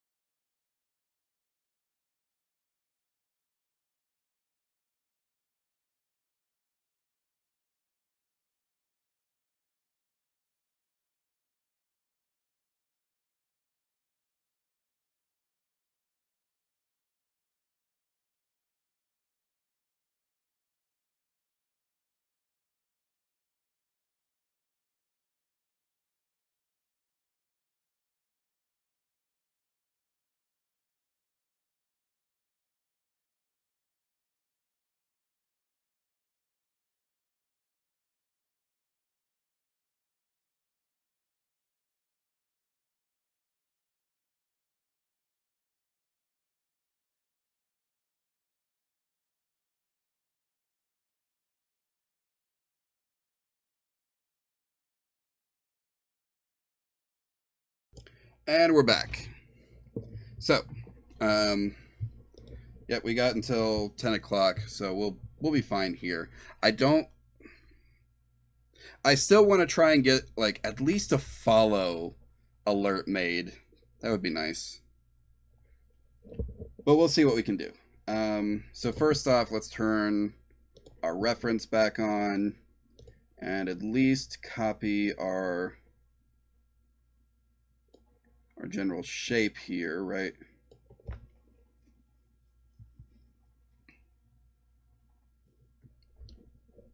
What does it have against just like filling my thing for me?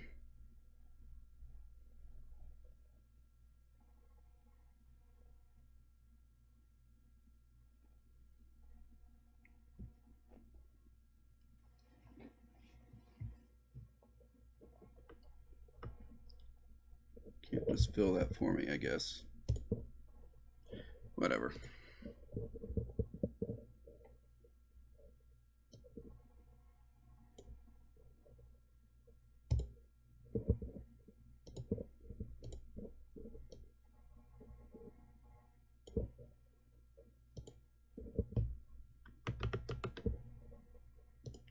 All right, so one down. Right now it just looks like kind of an awkward nose. Oh, also, I need to thicken these lines, don't I? To be more in line with the original. So like you, the base body, you have a line thickness of 5, which means you guys need a line thickness of 5.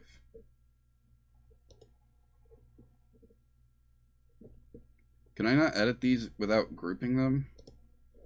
And that's a real flaw of this version.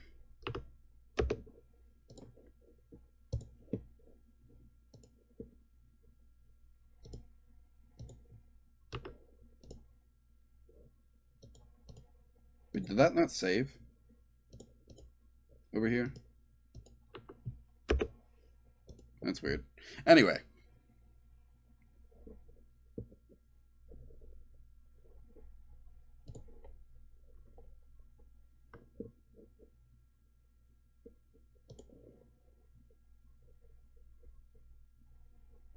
So we're still on our mustache layer.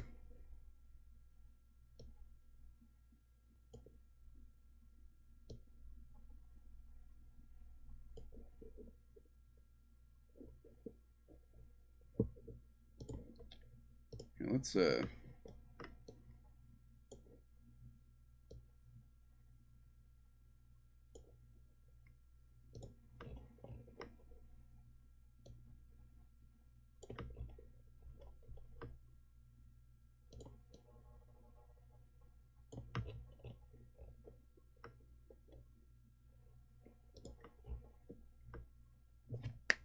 all right, that's pretty good. This part's not hard at all, but like, you know. Also, before we mirror these, I'm going to manipulate them some more. Wait, why did this one not have a color?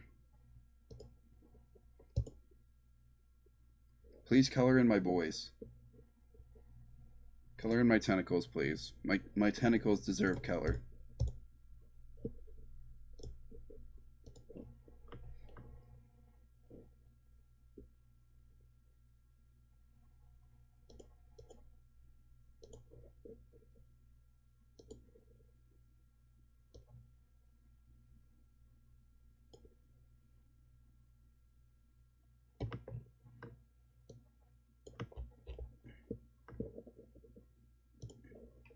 And that actually looks pretty true to the original shape here. All right, so I can go ahead and turn you back on. And you, again, didn't keep the fill because you hate me, I guess. Why do my software hate me?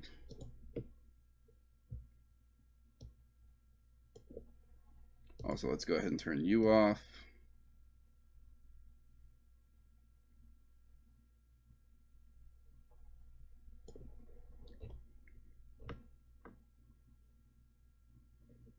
I don't know, how do we feel about that?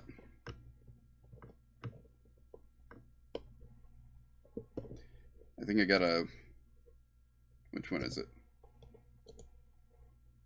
Let's turn off Prime Slime for a moment and just kind of imagine what could be here.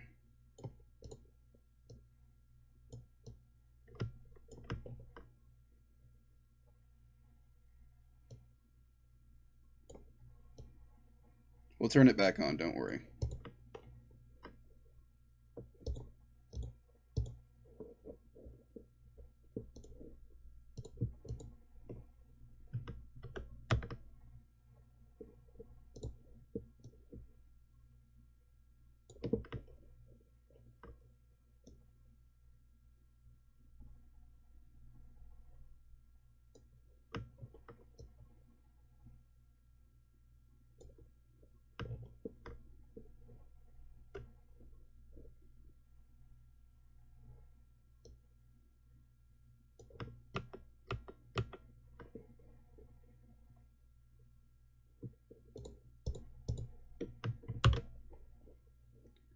With those grouped, let's center. I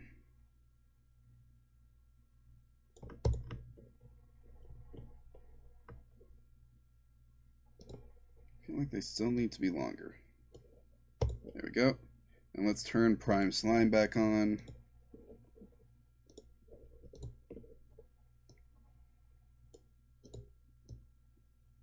Maybe it was...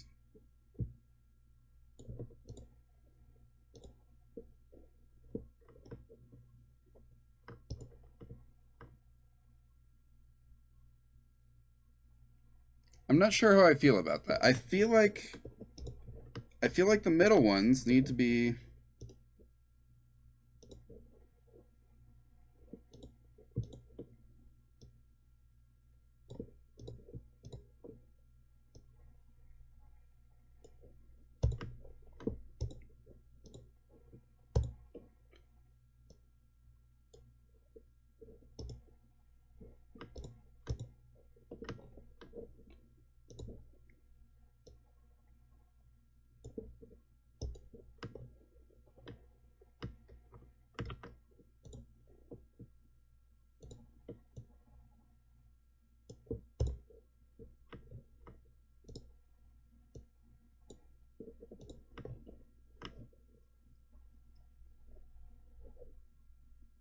You guys seeing the vision?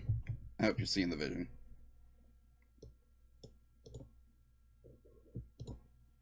Nope, not you.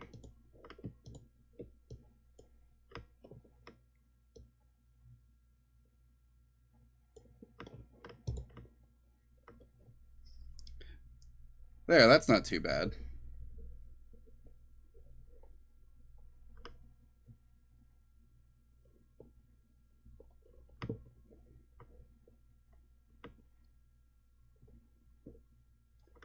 I feel like this looks now, though, like it needs to be one make them thick. So you would prefer more like... You prefer it more the original style?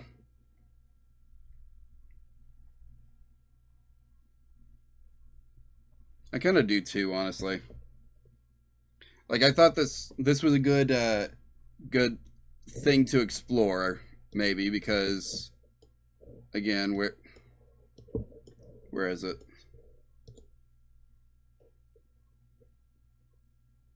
Where's the image that I had?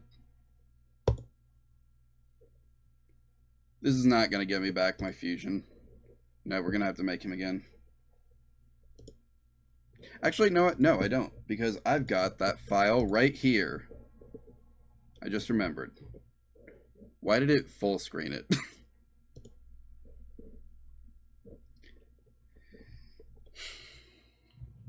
Like, yeah, I was thinking of, I was thinking like doing it like this, but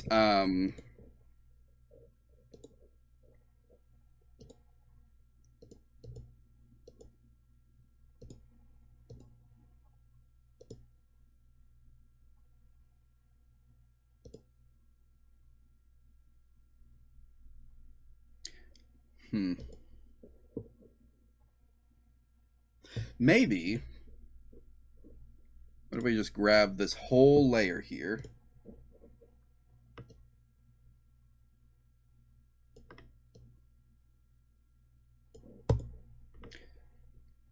That's not too bad.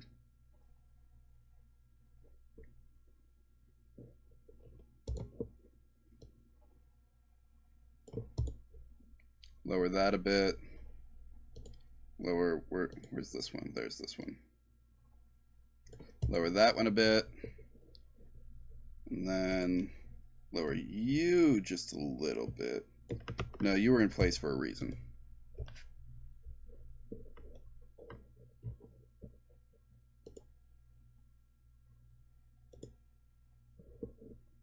No, it just doesn't look as good. I think we got to do it the original way.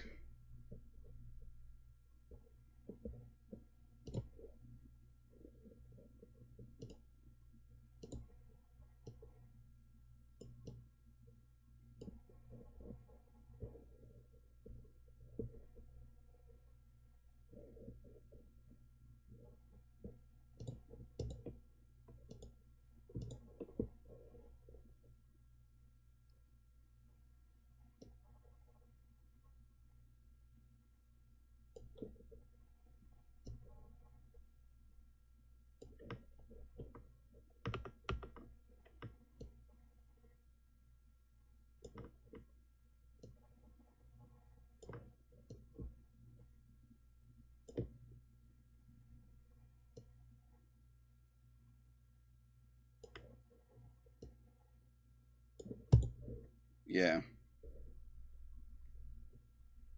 I think these need to be, even if we don't do the same thing with these, I think these need to be how they were.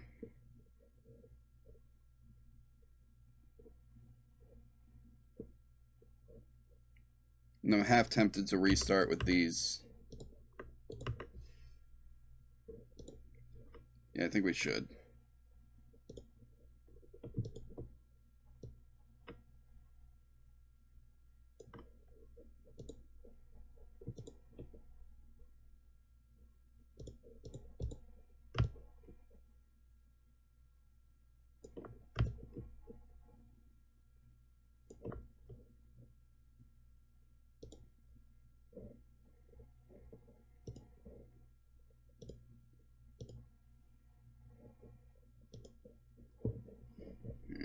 I don't know.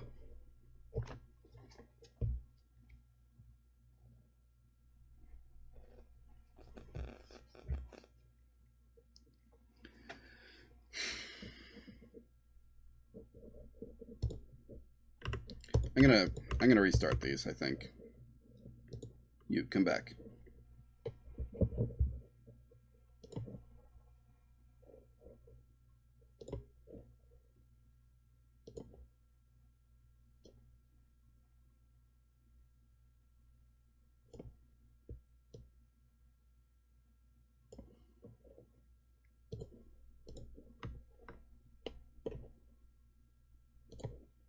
I think for now let's just go with how it is on the original model. Um, we can worry about a redesign later, right?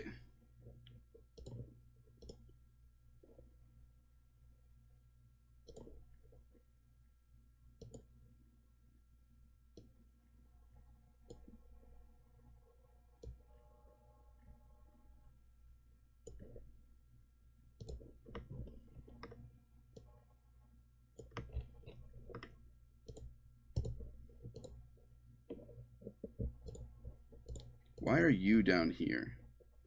Also, why are you guys not filled? The software hates me, guys.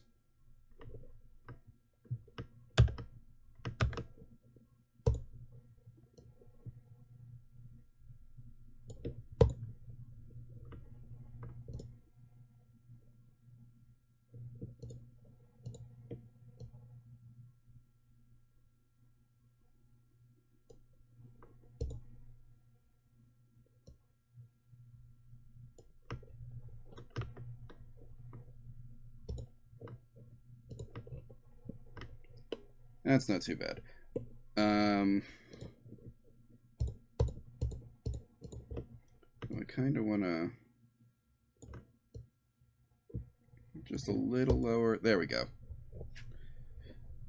And you know what? This is going to be good enough to get started in Anime Studio or Moho, whichever you want to call it.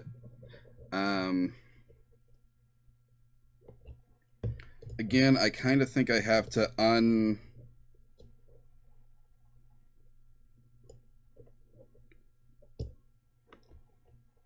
that, and then we can put it back. We can remask them in the other program.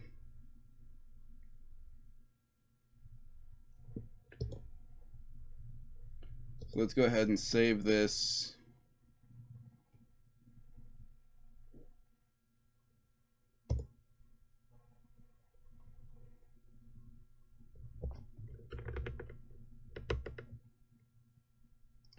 As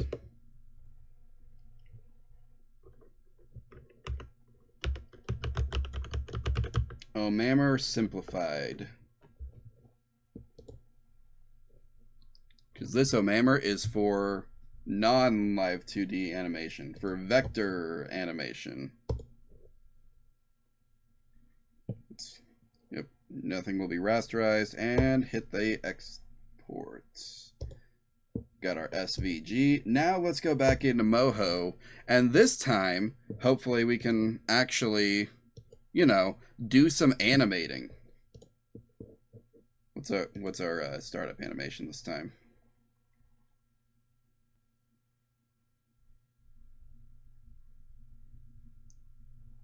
They've got some cool like default animations saved in here, and if you actually like know what you're doing, you could probably go through these and learn how certain stuff in the software works. It's kind of a nice feature.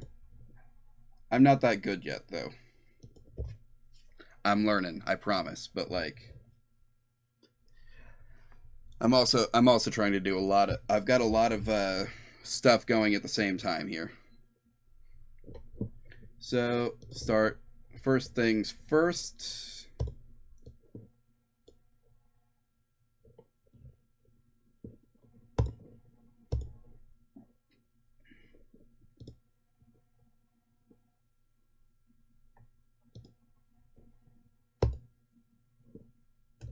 And here's the boy.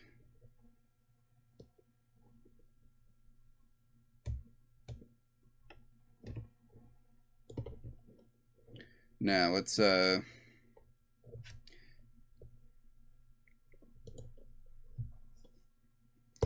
ahead and convert this to a masking layer.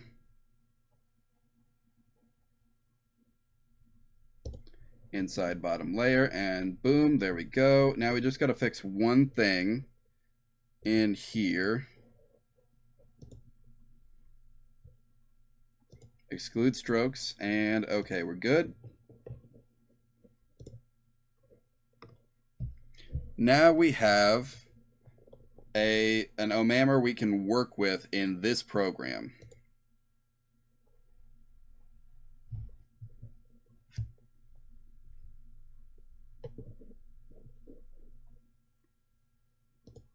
And I'm going to go ahead and convert this to a bone layer, because it's got all my stuff stored in the inside of it, so why not? And let's go ahead and I'm going to turn on the grid here. How do I edit the grid again? Grid settings. Say 50.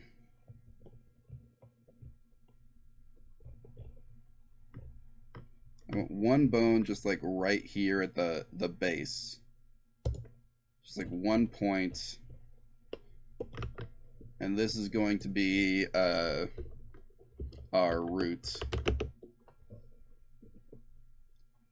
Then up from the root, we're going to have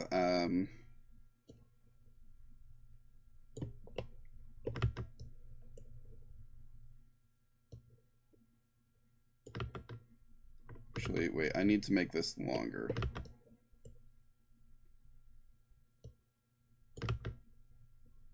Starting here.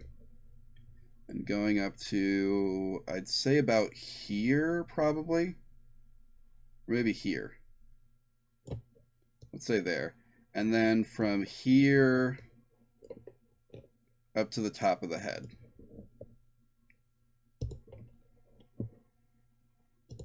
Let's make sure our bone relationships are correct. They appear to be. This one's connected to this one, and this one's connected to the roots. So that's good. Now let's turn up the bone strength, and let's see what we can do here.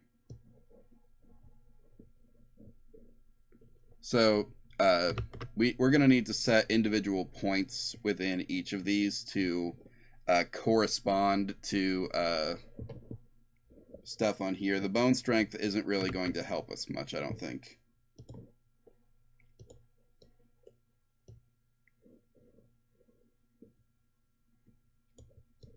Because these aren't really touching points to begin with. So we're going to need to do some additional work here.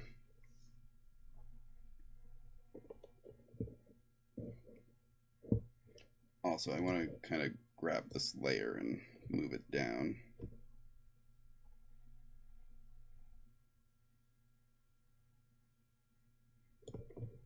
That's pretty good.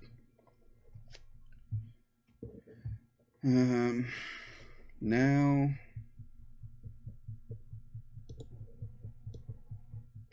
okay, this is closer to something.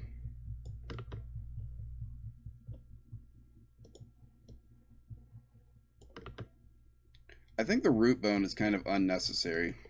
I don't think it's helping us at all here.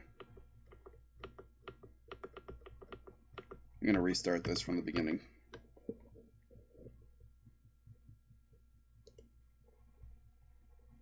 One too far. Okay.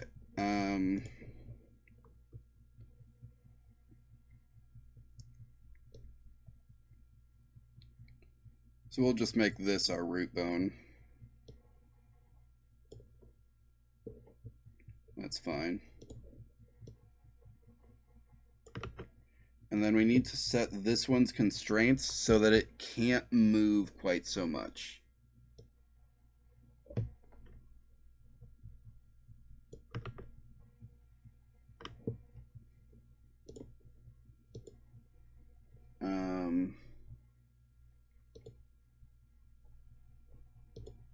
Let's say 0 and 0.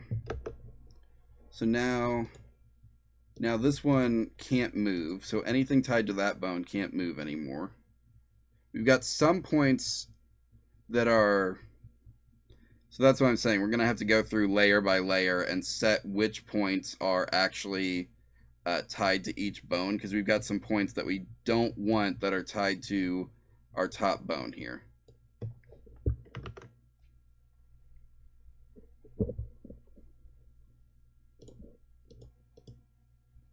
Also, I'm going to set this one to have angle constraints of negative, what is it, 45 to 45. So that we can't turn him. Yeah, that's about as far as I turn.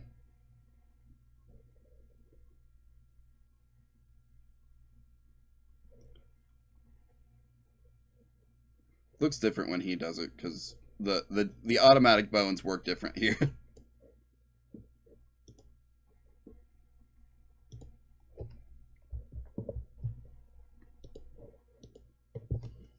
Anyway, so the eyes, I'm actually going to bind the eyes as a whole to this bone.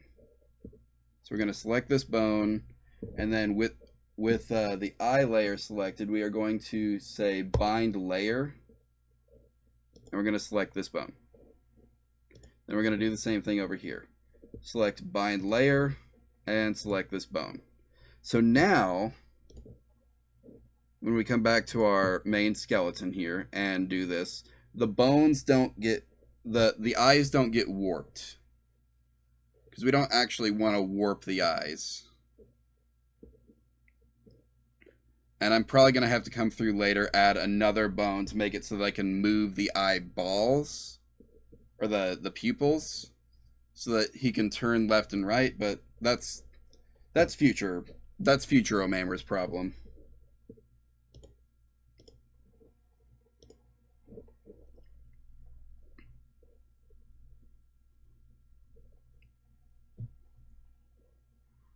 So if we go into our base here, actually, we can kind of, I don't know, we might be able to do this in one fell swoop with just the base.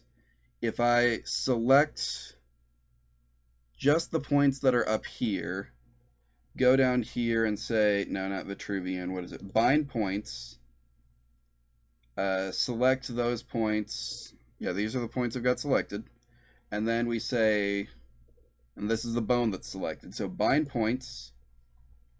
And then if we come down here and select these other points, the opposite of the ones that we just had, and then hit bind points again, we can select this other bone. Actually, I've got to do that manually, and then come back in here, select the points again, and come to the bind points tool, and bind points. Now again, let's go back to here, and we can see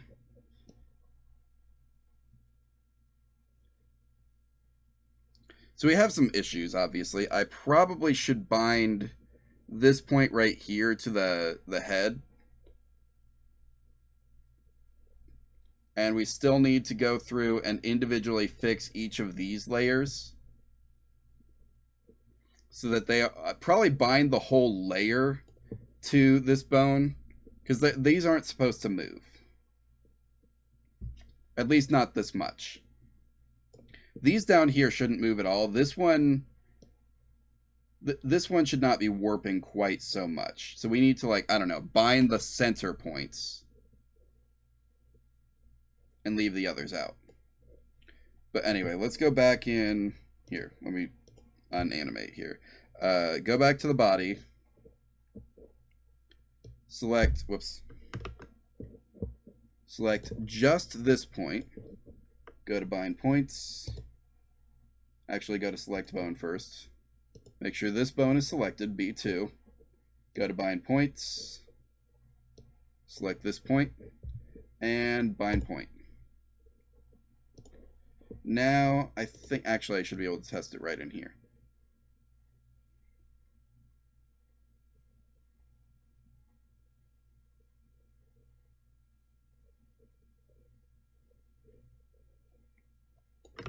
Actually, I wonder if both of these points should be on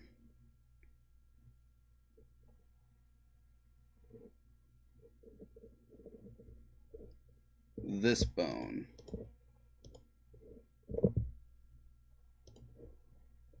Let's see what that looks like. Bind points. Come back up here. Select you.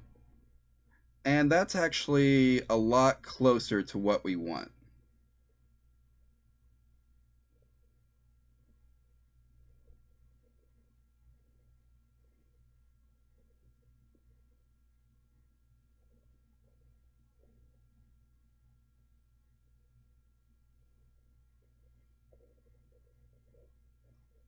So again, we're going to need to fix the individual slime, the yellow slime fold things, whatever you want to call them, individually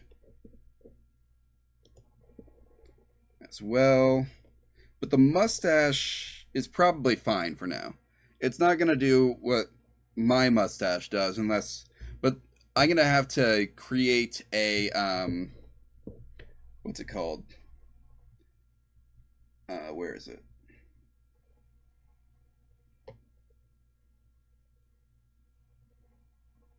There's a specific kind of animation that I have to make.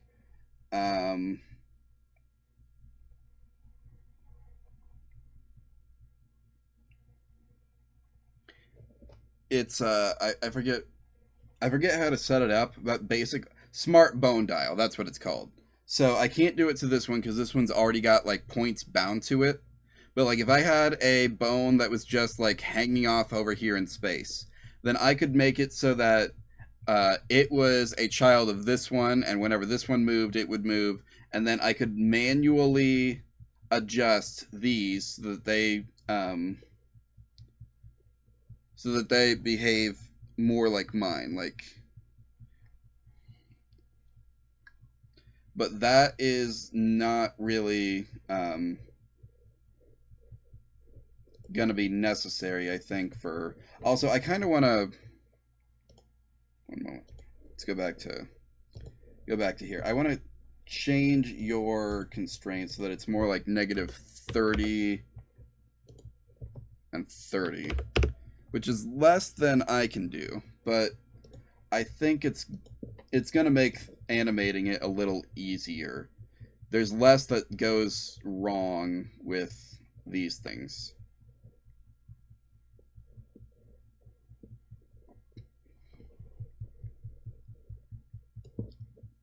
Also, I think I can turn this down, and no, if I turn that down, then I'm going to have to do some stuff to the rest.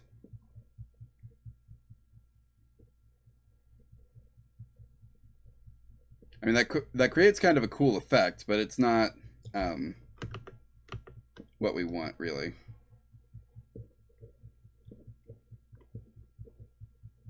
This top one here was fine, but like everything else was. I'm gonna have to turn this off though because we're gonna want I'm gonna just layer bind this, I think.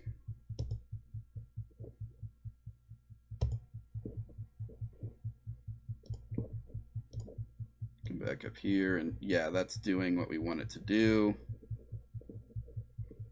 And these down here are no longer moving. So now the only thing that needs fixed is these two upper points. Because these are now, because this has no weight to it, basically, is what that means. It's not reaching out and grabbing things that we've not told it to. So now the only two things that need fixed are the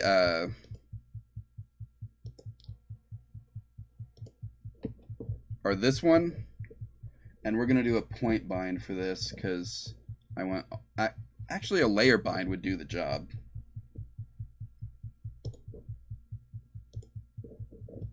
See, because we're binding all the points.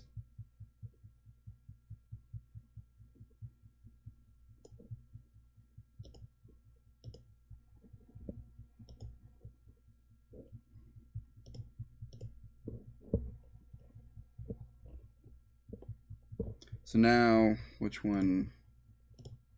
Slime 3. You're slime 3. Okay. But this one,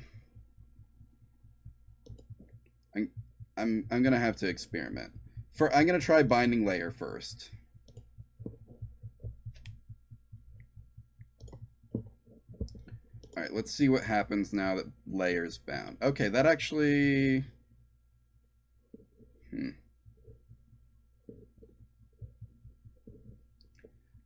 The only thing I don't like is over here. You can kind of see it's not following, like it's hidden by the mustache, so it might be fine, but like it's not really following the spirit of the design here.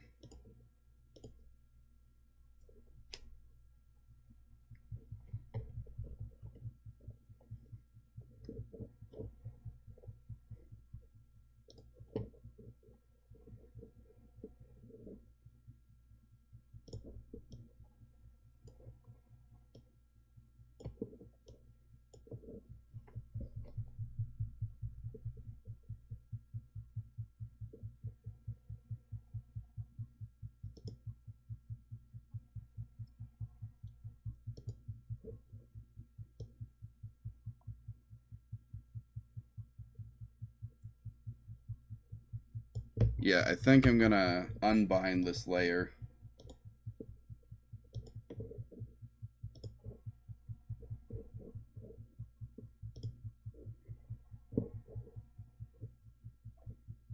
How do I do that though?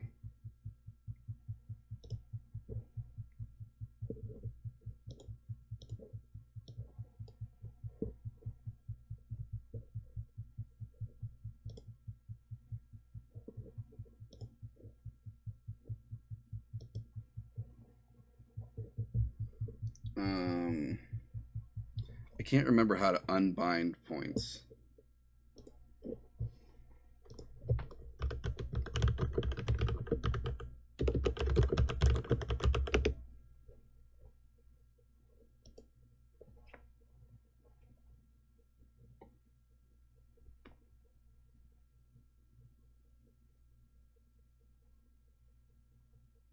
Okay, select the layer in question, so this one.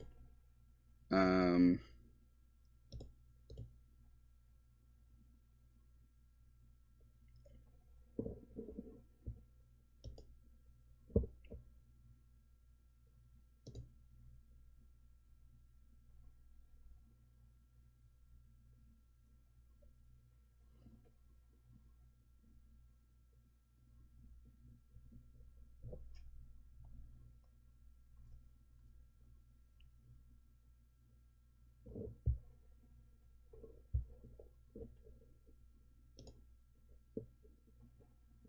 okay, did that actually work or no?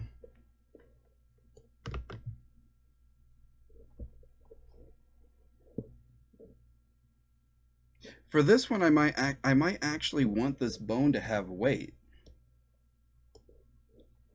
which I know is going to make everything else work with like mess. Though not to the same degree, really. I mean, yeah, it's not great. We're still gonna need to turn these off manually, right? But um, excuse me.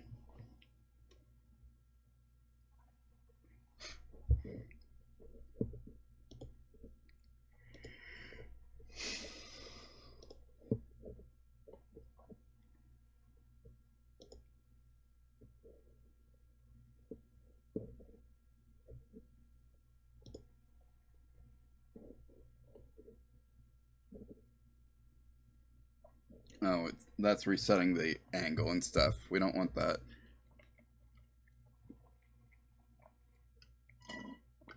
Not that it would actually do anything, because these are set to 0. Um,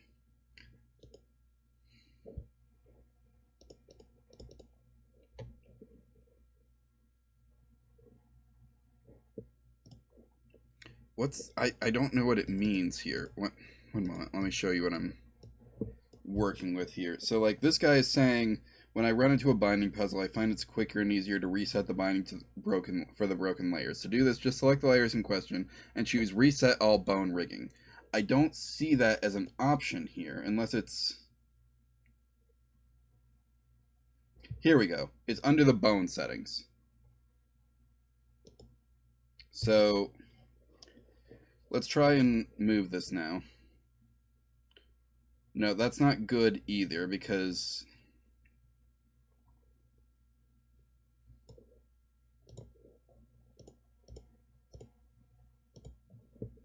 what if I give it more juice? Does that... I know that's going to make everything else move more, but we're going to reset those anyway. Okay, now it's moving just about like it was before.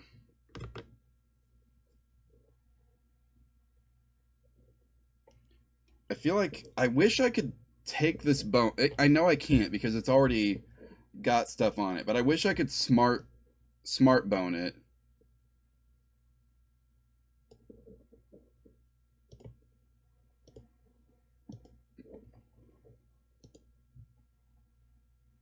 Oh, I can. Wait.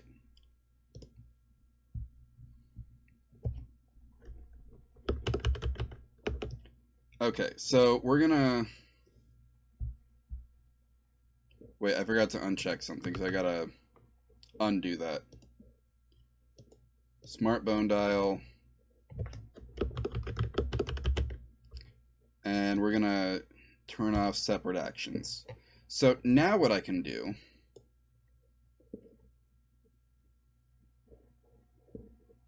is this is going to...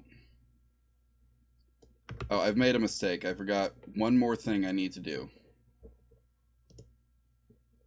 Make smart bone dial, and we're going to set this to the same constraints as our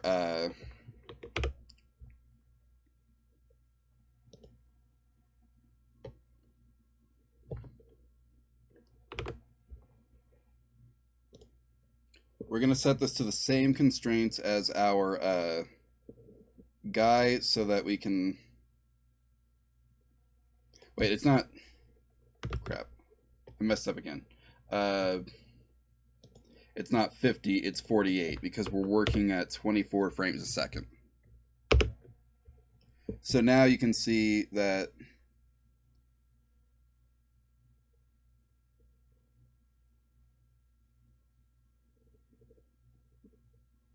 why did it move my bone all the way down here?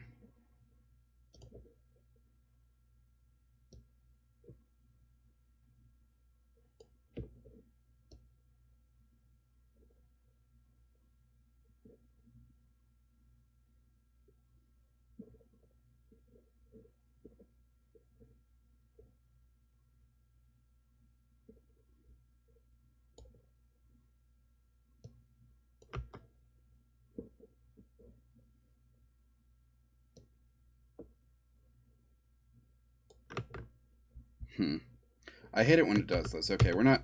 Screw it. We're not doing that. It's not worth it.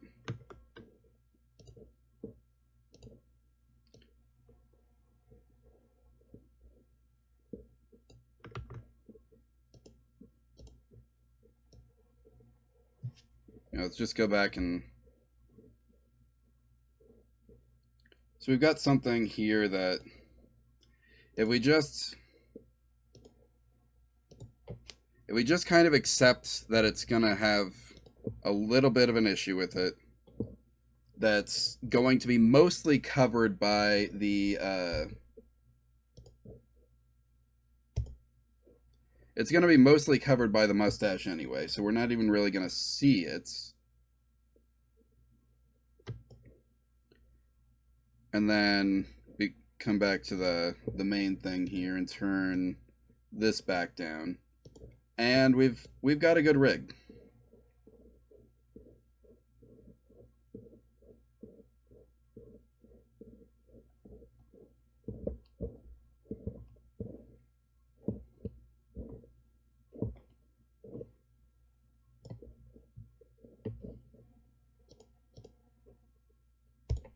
All right.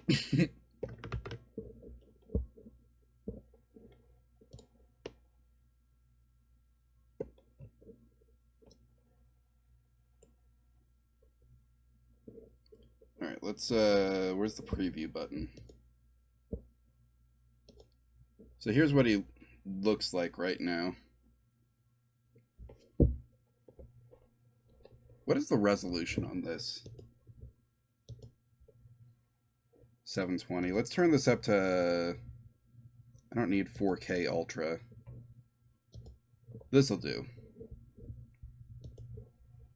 Let's preview again. Yeah, that looks a lot better. And it looks the same, but, you know, bigger. Also, when we export this, we're going to be exporting it like 540p so that it actually scales down to a good enough GIF size for the Twitch alert to read it. What are we doing on time? 9 o'clock. Okay. So, now we just need to do one last thing. I don't think I'm going to... Here, let me turn off grid. I don't think I'm going to mess with procedural settings. I think this looks okay as is. I actually kind of like just the flat design with the strokes instead of, you know, all the procedural effects like I have on the main model. I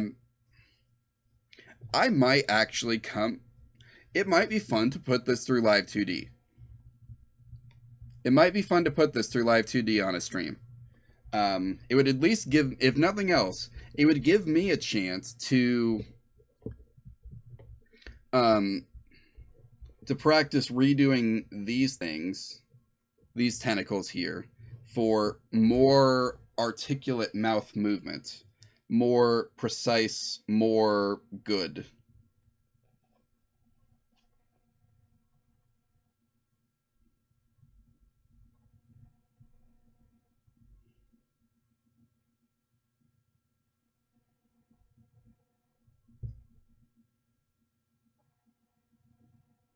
Anyway, so I guess we kind of need to decide what our animations are going to be now, because that's the important thing. So let me pull this up in a new tab.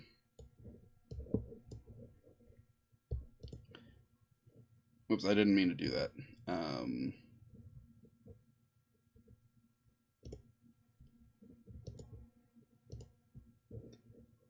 Yeah, I didn't mean to create a new alert box. Let's come in here to this one.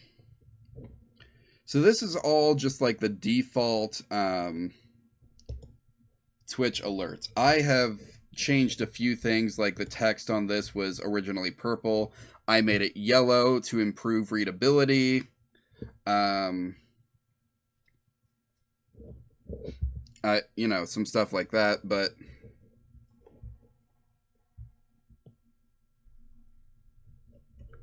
so I think to start with, we're going to want a follow animation. So what would be a good...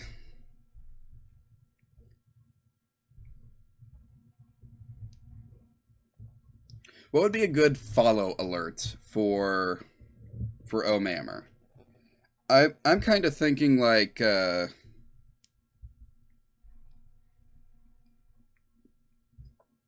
don't know actually.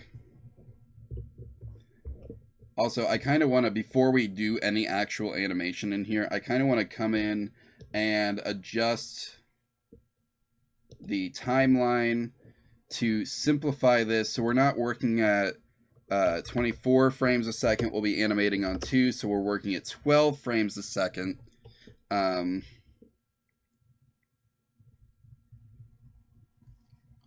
So it's going to be a little more choppy, but it's going to look maybe a little better.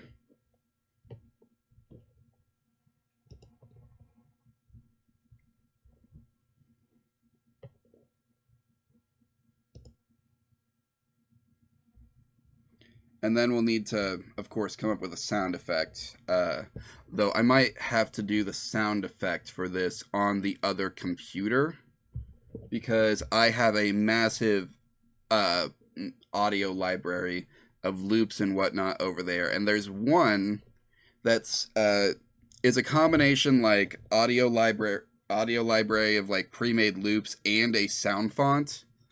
And it's got some like it's got a tool that lets me like make a coin sound effect, kind of like, the Mario token pickup sound effect. What was I downloading? I don't remember. I know it was the thing that made me discover what was wrong. I'm done with that forum page. I found the thing. Oh yeah, I remember now.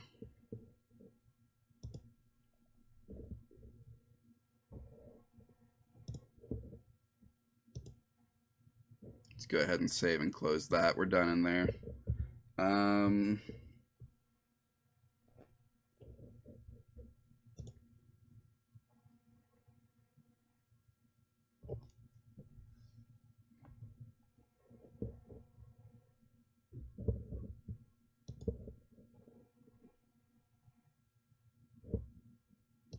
I might have to move the whole layer down to get this where I want it. There we go. Nope.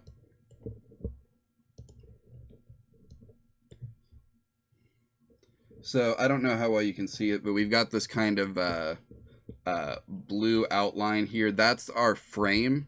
So if we go back to our preview, you'll see this is all the stuff in this gray box here is what's in this frame. So we want to make sure whatever we animate that Omammer is in frame. Referring to myself in the third person again. So we might actually have to shrink him.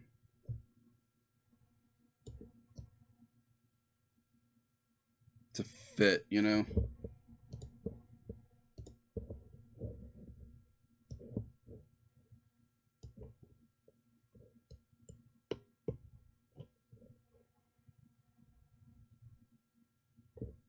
That starts to decrease the quality of our stroke lines. But, you know, it's going to be...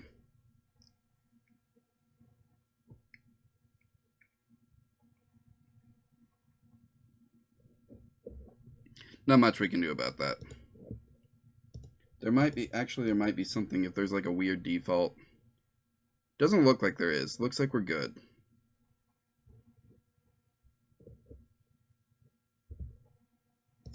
All right, ignore that.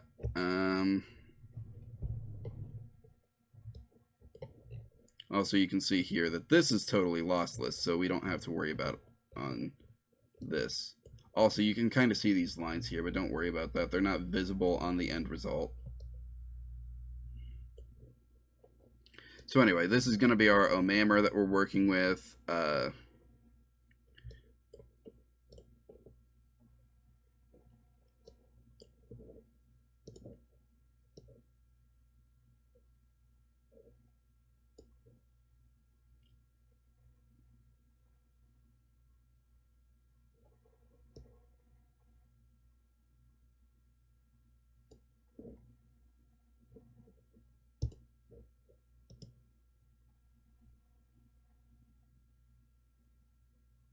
What if we made like a... what if we did something with like this heart theme here? So like the default follow thing is a heart, right? That's the icon that Twitch gives us for following. So what if we what if we took that? What if we made ourselves a little heart? So like we've got Omammer here, we've got this empty layer. If I just like rename this heart, then we can, here, let's drag it up over the top.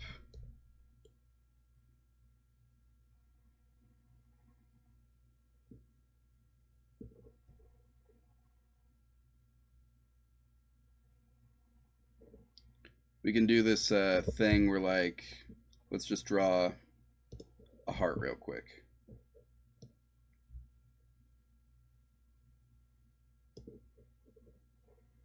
You may be wondering why I'm starting with a square. You can really end up just about anywhere you want with a square.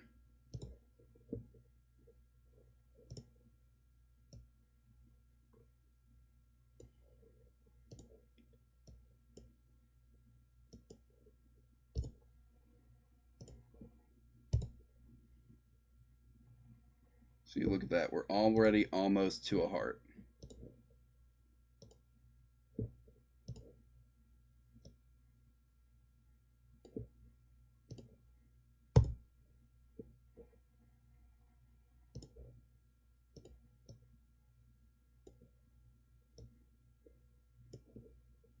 And I think we actually want this inner point here to be, yeah.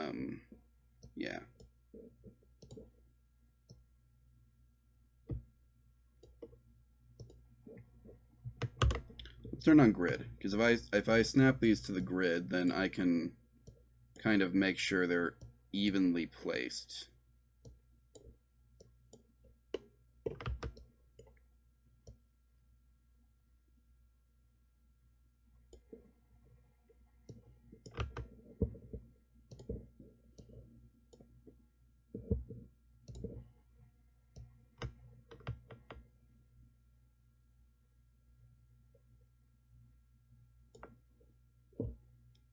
And actually, I think I can delete these 2 points. Actually, they may have been helping us. But we can work with this because the curvature tool has some, yeah. So we make sure that these are aligned. Then we're going to have a good heart shape, right? Let's drag this one out a little more.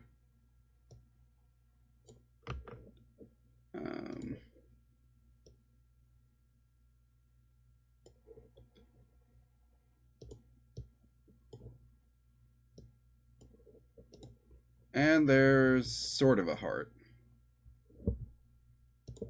Actually kind of want points here and here. Let's make sure they're on the lines. And then we're going to need to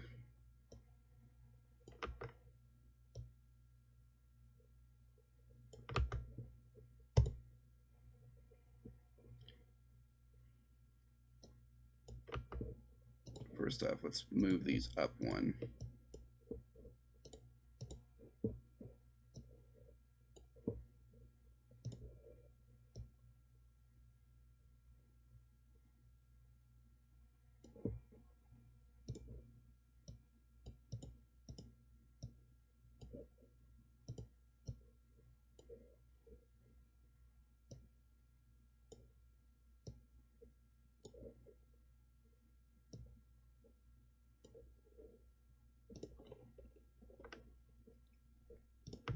Let's turn off the grid now. Actually, let's turn it back on for one more simple revision here. Now we can turn it off.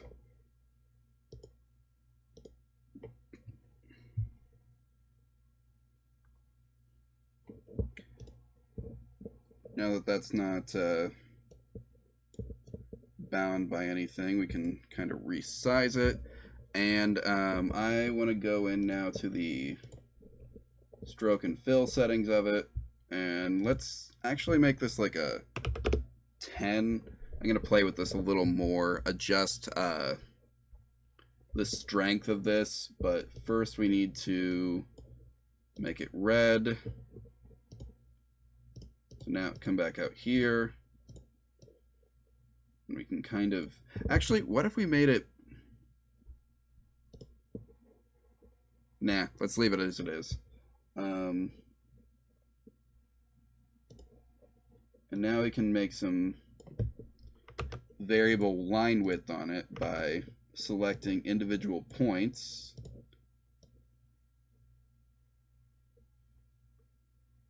So let's have thin points at these ends, and then come to these. I can't select multiple points from that tool apparently. So let's come out to these, and then let's actually thicken it. That looks pretty good. I kind of hate how red this is. Let's make it less red.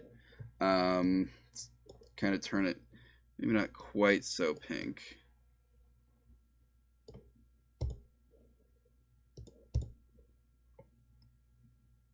Actually, what if we just made it like Twitch purple?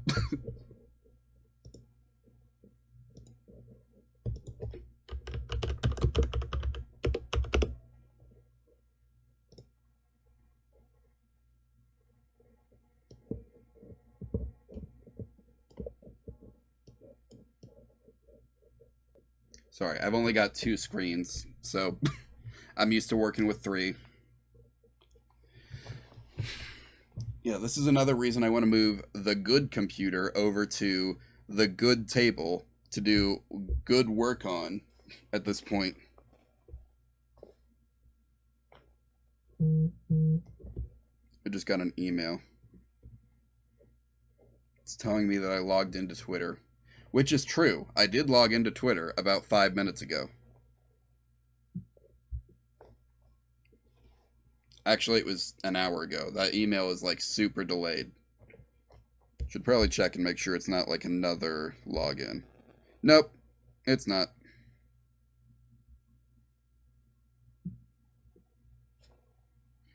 Okay, anyway. So yeah, the idea here, we're gonna grab this boy again, and we're gonna just select this purple. And boom. I think that looks pretty good. So what we're gonna do now is we're going to like make this super small.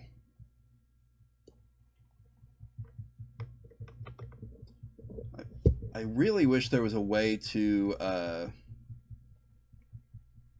I feel like there is, but I just don't know what it is.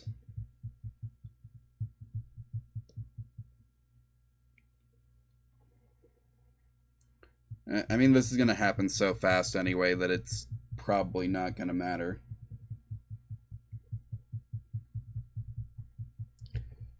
Um, so what I'm thinking is like we're going to lean the head, and then the heart is going to come out from behind us and grow.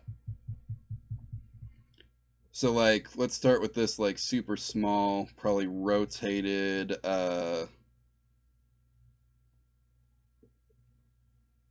where's the rotation? There's rotation.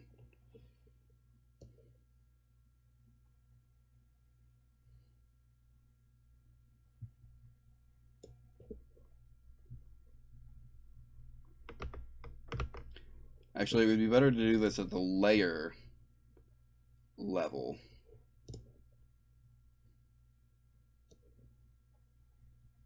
Probably. Let's get this as close to centered as we can.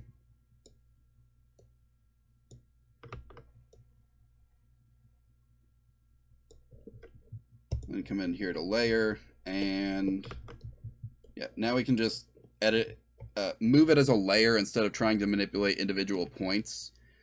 This is going to have some advantages. Like I can rotate this now. Come in here like this and see. Now it's at a 60-degree angle, and I can come up here and hit reset, and it will revert it to a. What is this? Oh, it's more flip settings. Cool. We don't need to flip this. But anyway, it'll reset it, and then we can go like let's say starting at frame 1, let's take you, go ahead and key this in its current position.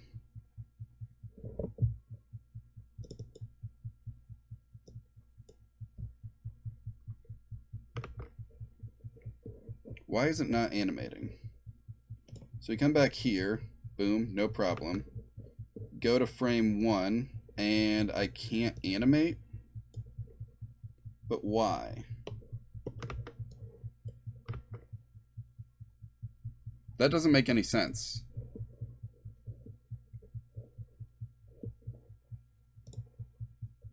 Is it cut? No?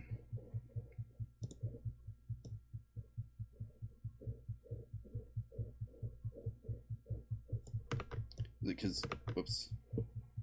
Is it because you have it? Okay, so we're working here. Let's come back out here. No, that's not it.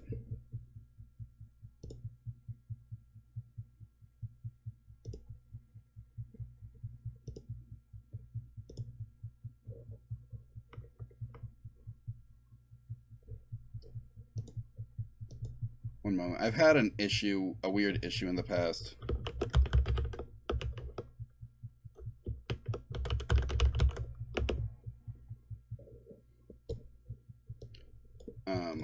I'm hoping. What are you doing here? I really need to figure out how to get rid of this. I can just unpin it from the taskbar, I guess. What Wonder if I can uninstall it. Probably not, right? There's no way they'll let me uninstall it. We're about to find out, I guess. Nope. I guess not. Okay.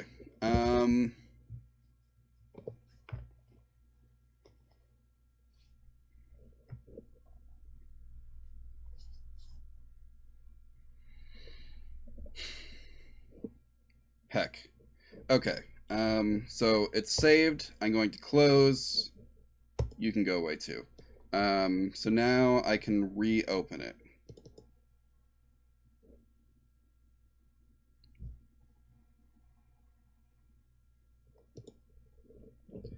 And let's see if that...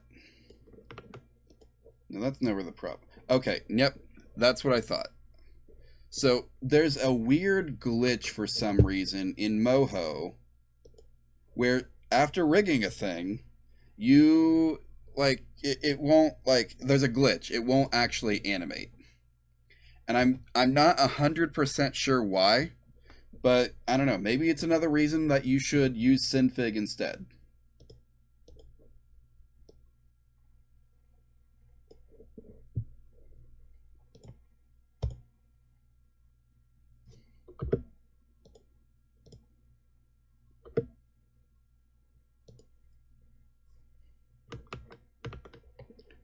I'm going to turn this back up to 24 FPS because actually let's make it 30. I can render it out at half frame rate and hopefully that'll give me some motion blur.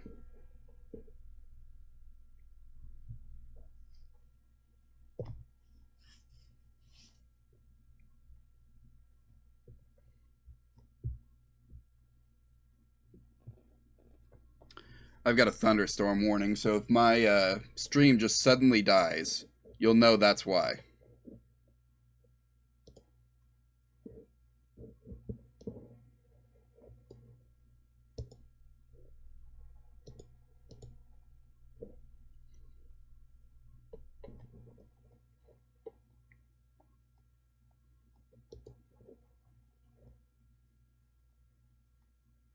Anyway,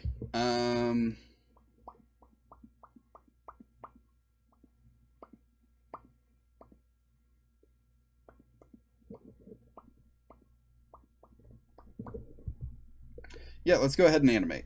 So I know we're gonna start out 15, boom. So half second head tilt. Let's see how that looks. Also, I'm gonna reduce the length of this animation down to like 60 seconds. It's probably only gonna be like 45 second or not 60 frames. It's probably going to be 45 by the end, and we're going to render at half frame rate. So what I mean by that is we go in... Where's the...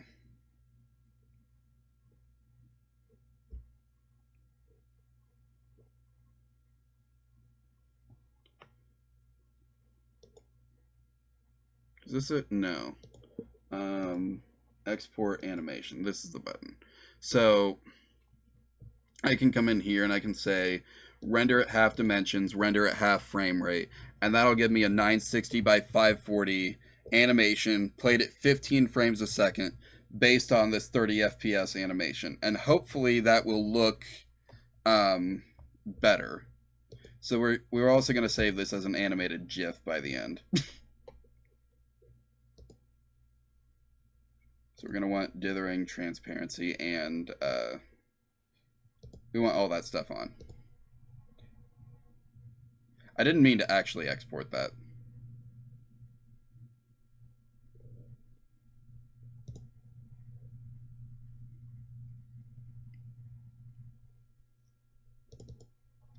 What the heck is up with his eyes? Yeah, so there's some setting in there that's just disturbingly wrong. We'll have to figure that out.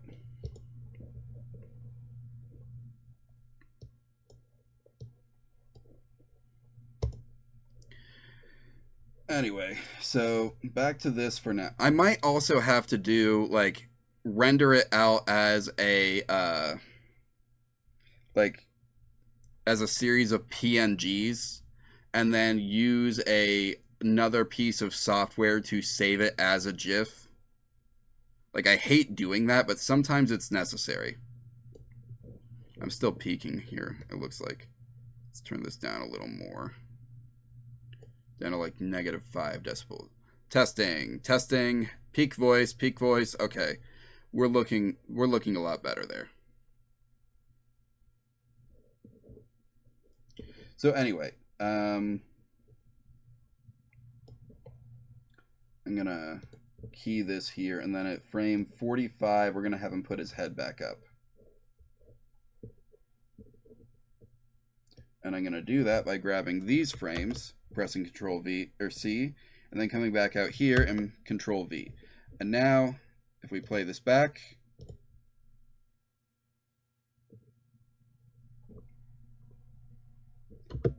and we can also kind of no, what's the setting? If we come in here, I can say ease in, and then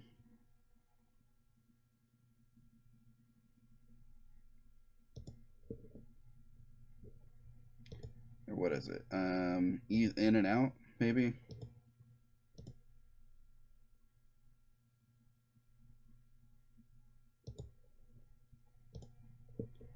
Do I just want like a...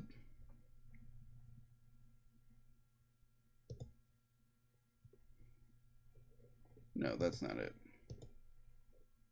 Or is it?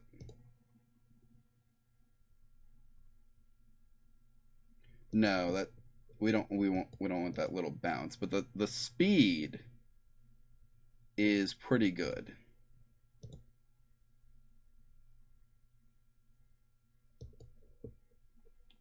So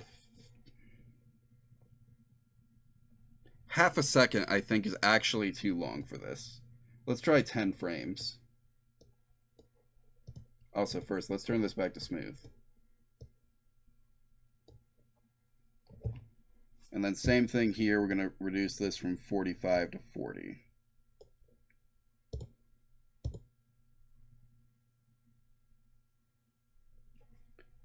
And I want this to snap back up even faster.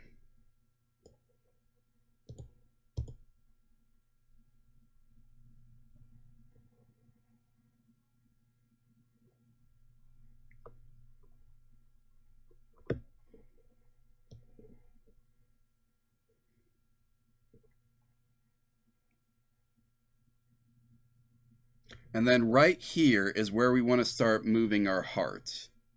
So first off, let's get it in position. Select layer. And I want it to be rotated by default. About like, 45 degrees probably is good. And its starting position is going to be like right here. So what you're going to notice is like it's back here, and then by frame 9 it's here, or 10 I guess. But I actually want it to start coming out more like at frame 7. So we're going to move you and you back here.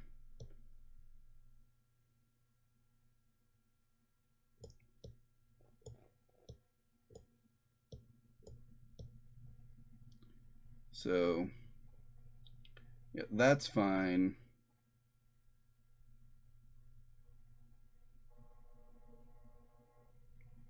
Then by frame 10, I want you to be, whoops, wrong way. Like right here maybe.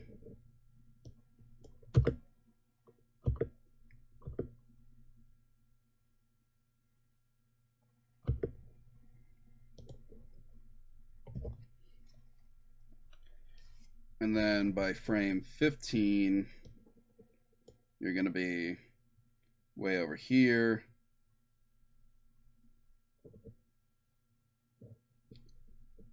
Let's go ahead and scale you up a little bit.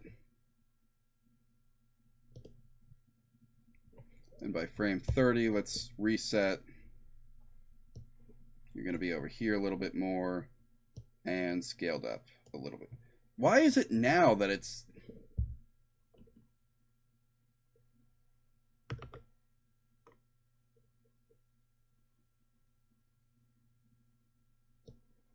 Okay, whatever. So we can actually just come in here and scale this down to where we actually wanted it.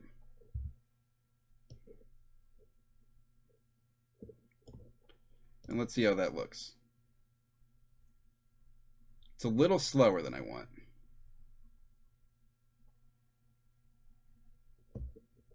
So let's try moving this stuff to frame 25, actually.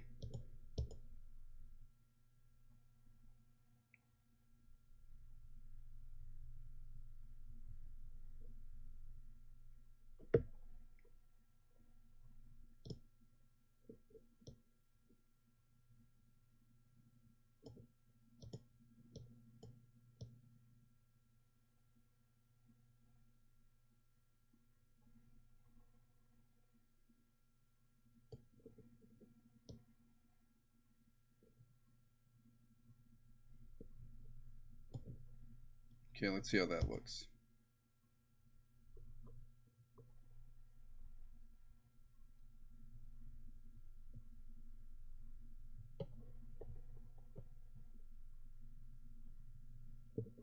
Okay, now that I've got that going, I don't think I want this. I actually like this back at 40.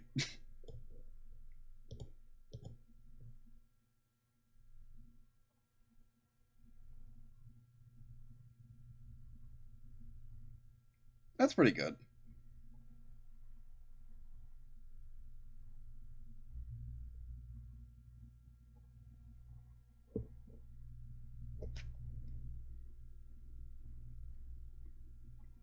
Let's have the heart do one more thing.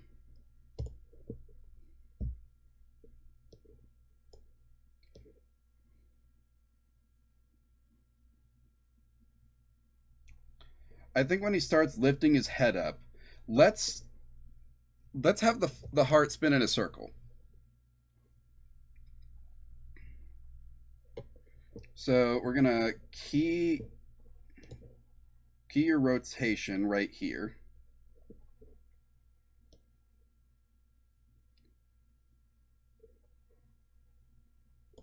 And by 45, let's rotate you 180.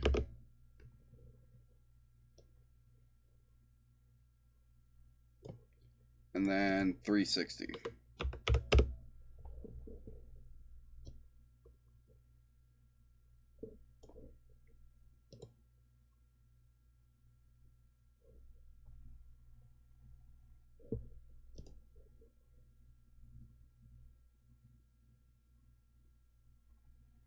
Again, I kind of want it to be faster. What if we did actually like 2 spins? So instead of having you be 180, you're 360. And then what's 360 times 2? It's 720, isn't it? So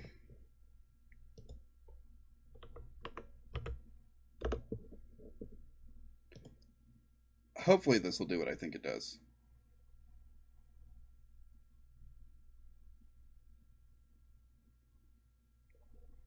Actually, that's too fast.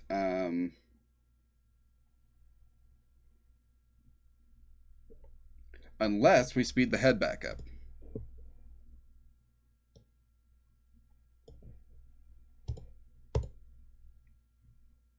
There we go. That looks about right.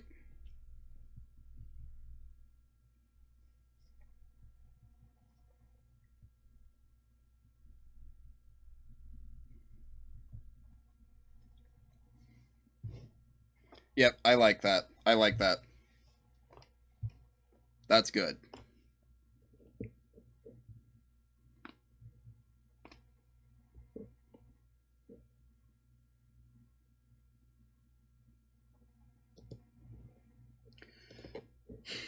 And then we can actually save this all as its own timeline. So if we select all of these, Control X, go into New Follow, Control V, then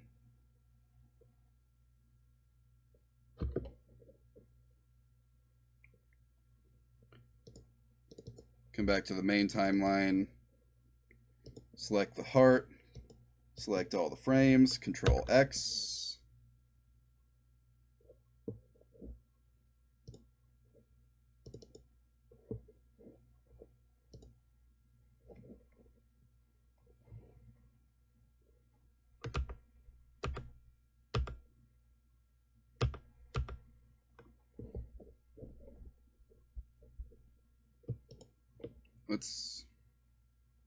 Can I add this for both if I...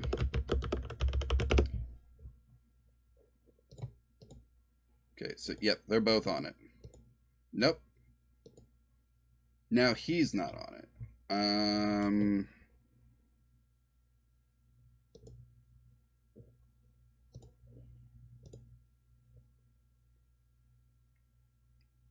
Do I have to create a separate new follow? That's fine. It's not ideal, but it's fine.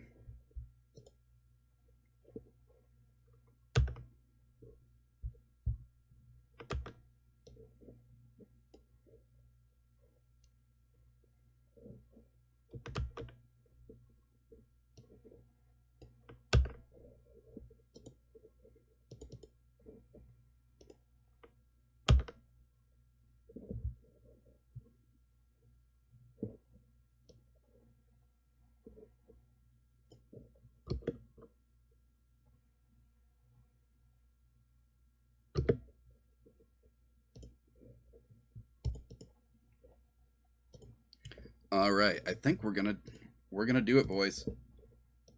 We are going to get this entire animation done.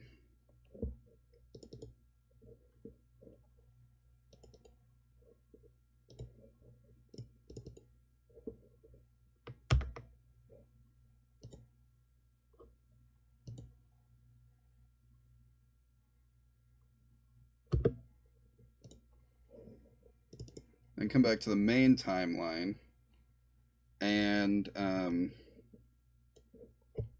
let's delete these because we don't want them on the main timeline. What we want to do is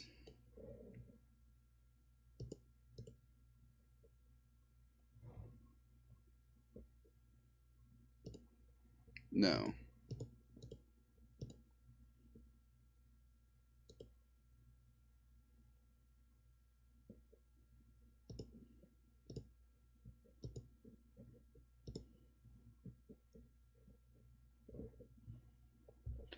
How do I play an action?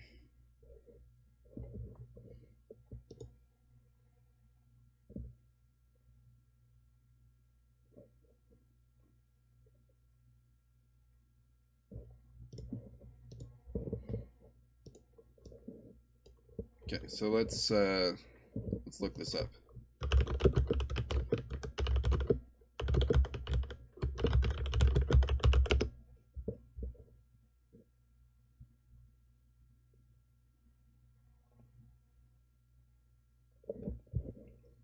Okay, I tried doing that and it wouldn't let me.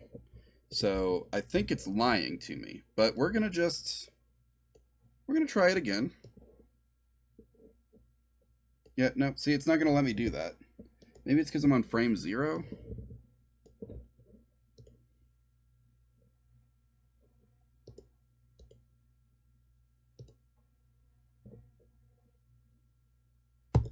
Oh, now it's letting me do it. Okay.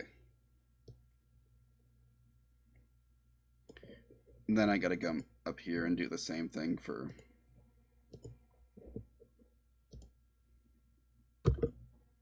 Whoops. whoops.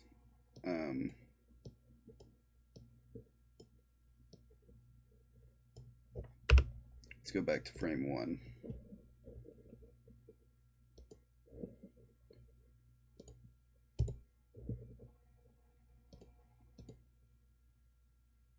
And that way I can keep my main line clear so that when I do other actions in the future, like raid or subscribe or gifted or anything like that, then we can continue to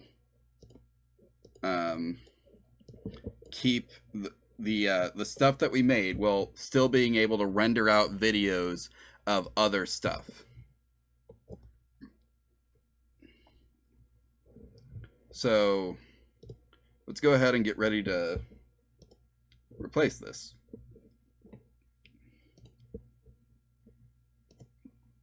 So I still don't know exactly why it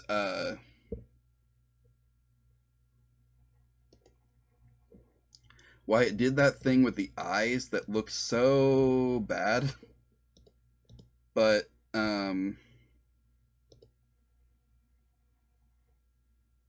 let's turn off dithering. I have a feeling that's it.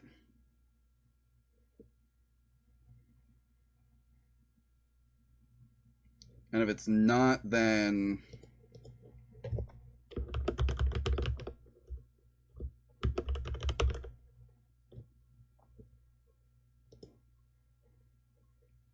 let's just see what we got.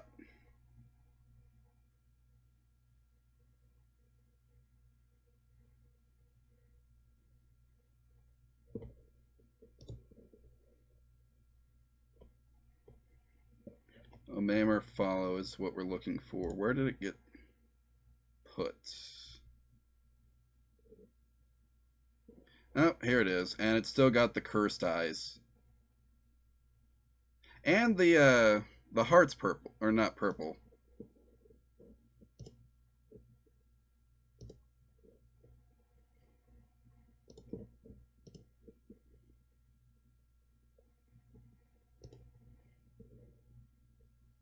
So we might have to do this as an image sequence.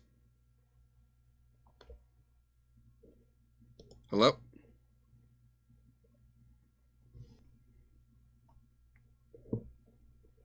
What's going on?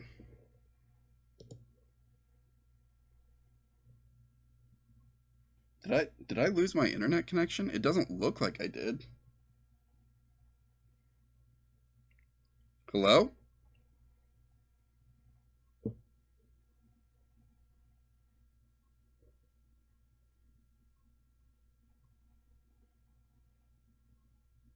Hello? Hello? Can you hear me? Do you see me? Am I alive? I look alive. Okay, we're back. We're back. Okay, we're back.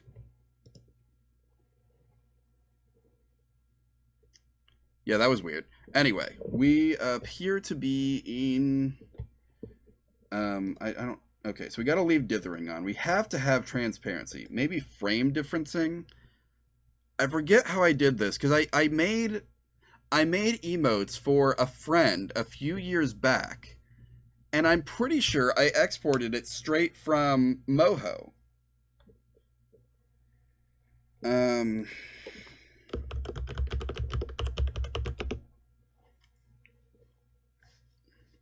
Okay, let's try rendering this out at 1080p and see if that makes a difference. Of course, now I've made 2 changes, so if something works or doesn't work, it's going to be a lot harder to test, but what are you going to do, right? It looks like I've already failed. If this preview here is anything to go off of. God, I love having a more powerful computer that'll allow me to render a whole thing without worrying about even dropping frames. Yeah, this still looks oh, that's the old one. So So we can actually just delete that. Let's play you now. Come on. It still gave me a gray heart for some reason.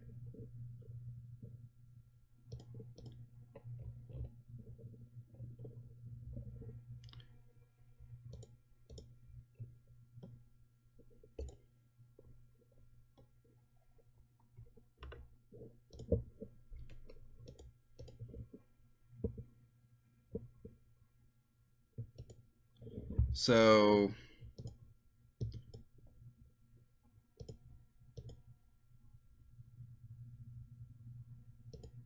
we turned that off before, but we didn't try render at half frame rate and render at half dimensions this time. Though I have a feeling that part of the issue is some whatever. Let's just try it.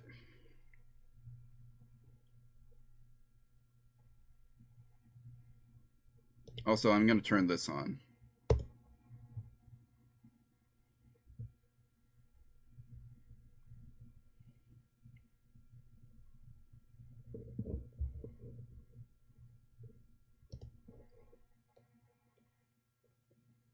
Where are you?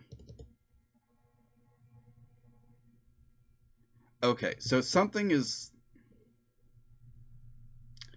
I think making it smaller is the thing that's breaking it, actually.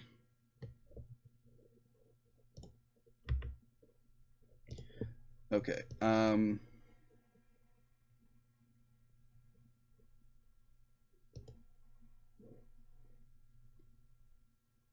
but okay, whatever. This is not going to be worth it. I'm going to export an image sequence, and then we're going to use that image sequence to make the GIF in another program. And I'm probably going to have to do that off stream at this point because I don't think I have a program that'll work for the job installed on this computer because I don't have the Adobe Suite on here anymore. And even if I did, I don't have a license to use it. So, ignore that. What is...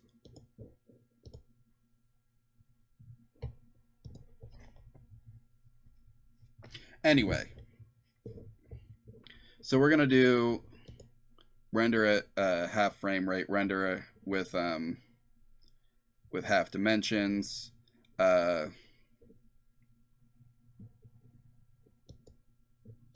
we're going to create a new folder in here, which is going to be omammer follow, and this is going to be the folder we use. And then I'm also going to rename this to the same thing.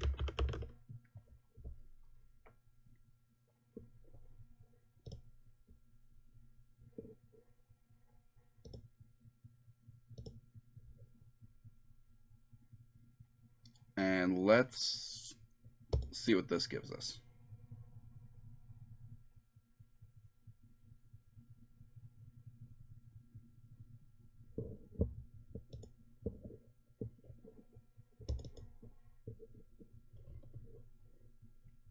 So yeah, that looks right. Now I need to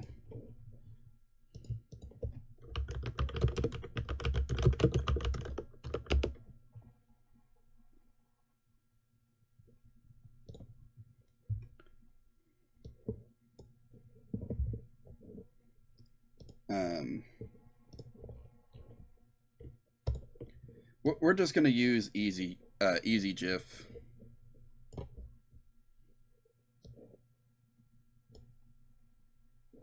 And hope this doesn't crash the stream.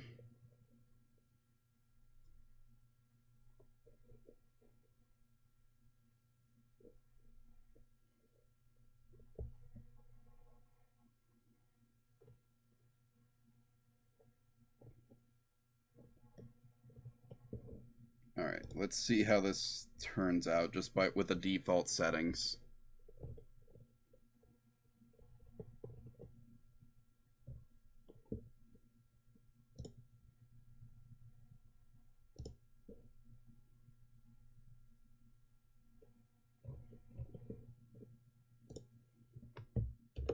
And we don't want to delay between these, I don't think.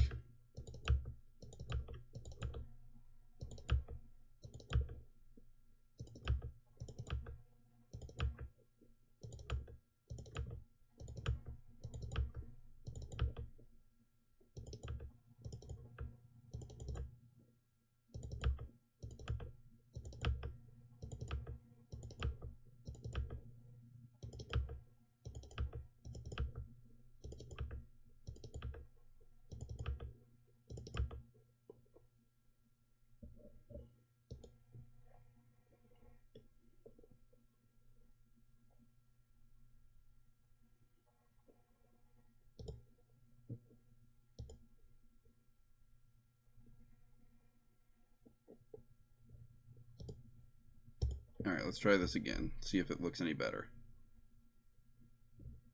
No.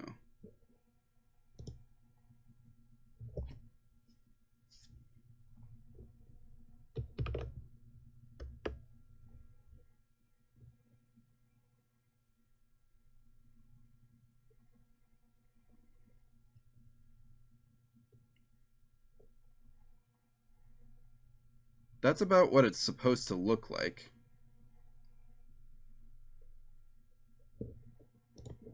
Let's do a side-by-side comparison here. Like, obviously ours is... This one's going to look better, but...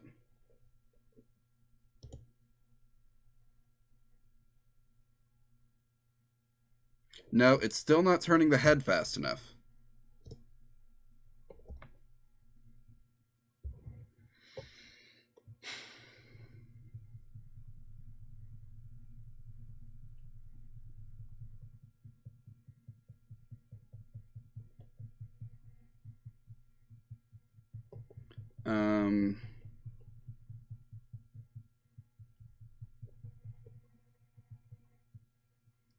Well, it's... This might be as good as we get it.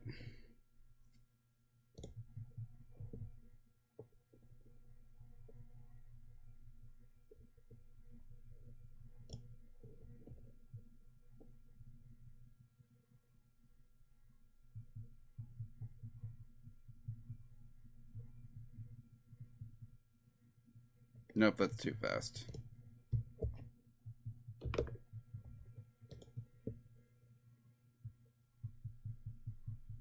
We gotta give it a moment to load now.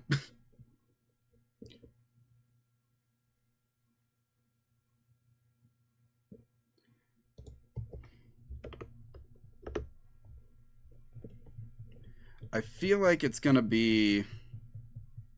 Like, this is going to be about as good as it gets, but... Let's see once this is loaded. And it could just be that cutting out frames was ill-advised, but...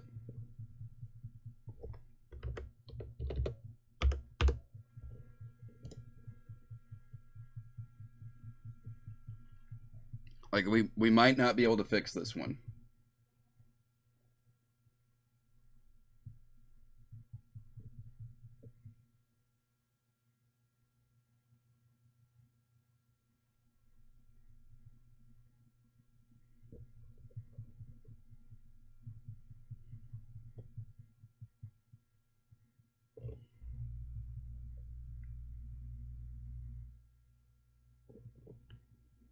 For some reason, I feel like this one's still faster.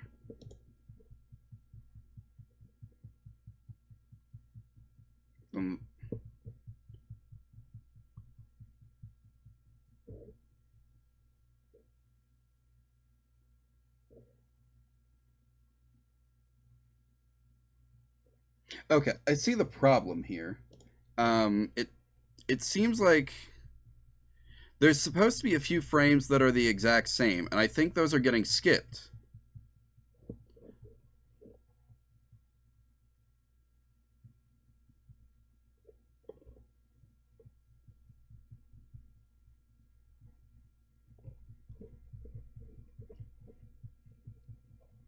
I think I'm just gonna have to use the program that I'm used to using, and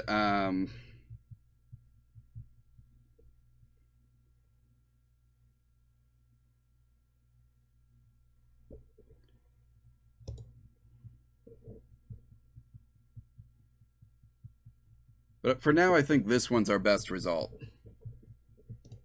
Let's go ahead and pause you. And once we have this downloaded,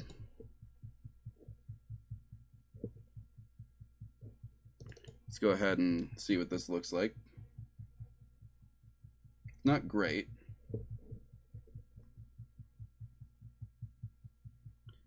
I wish we could... there probably is.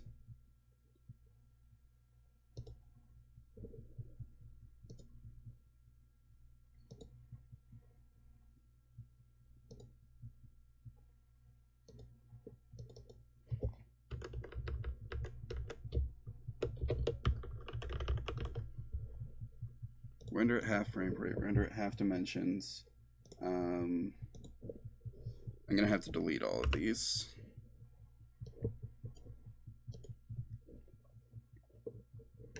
Okay, we're running out of time. I'm just gonna see one last actually I'm gonna try GIF one more time.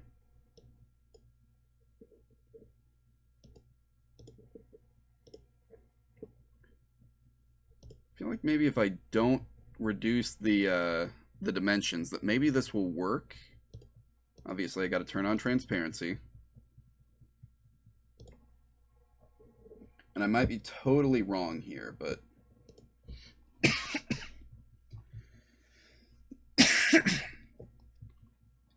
I've got a feeling that it's part of the problem.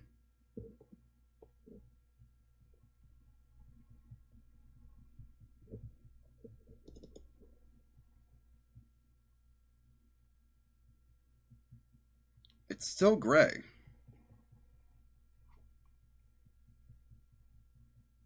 The eyes are better, but the heart's still gray. So I'm going to have to do it the other way. Anyway, thanks for watching. By next stream, I will have this done well, and we can actually see it in action if someone follows me on stream.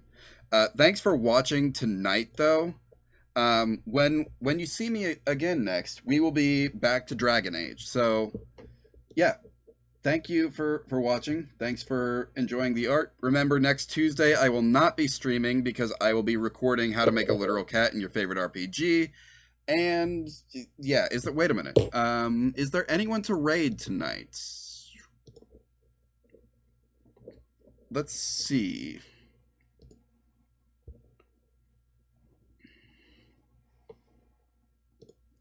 Who am I following that might be raidable?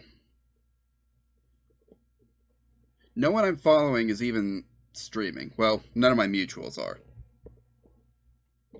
You know what? Screw it. I think, yeah, it looks like we'd be streaming with a party of one, so I'm just gonna say nah to that. So for the time being, thank you everyone for watching, and I will see you I'll see you Saturday.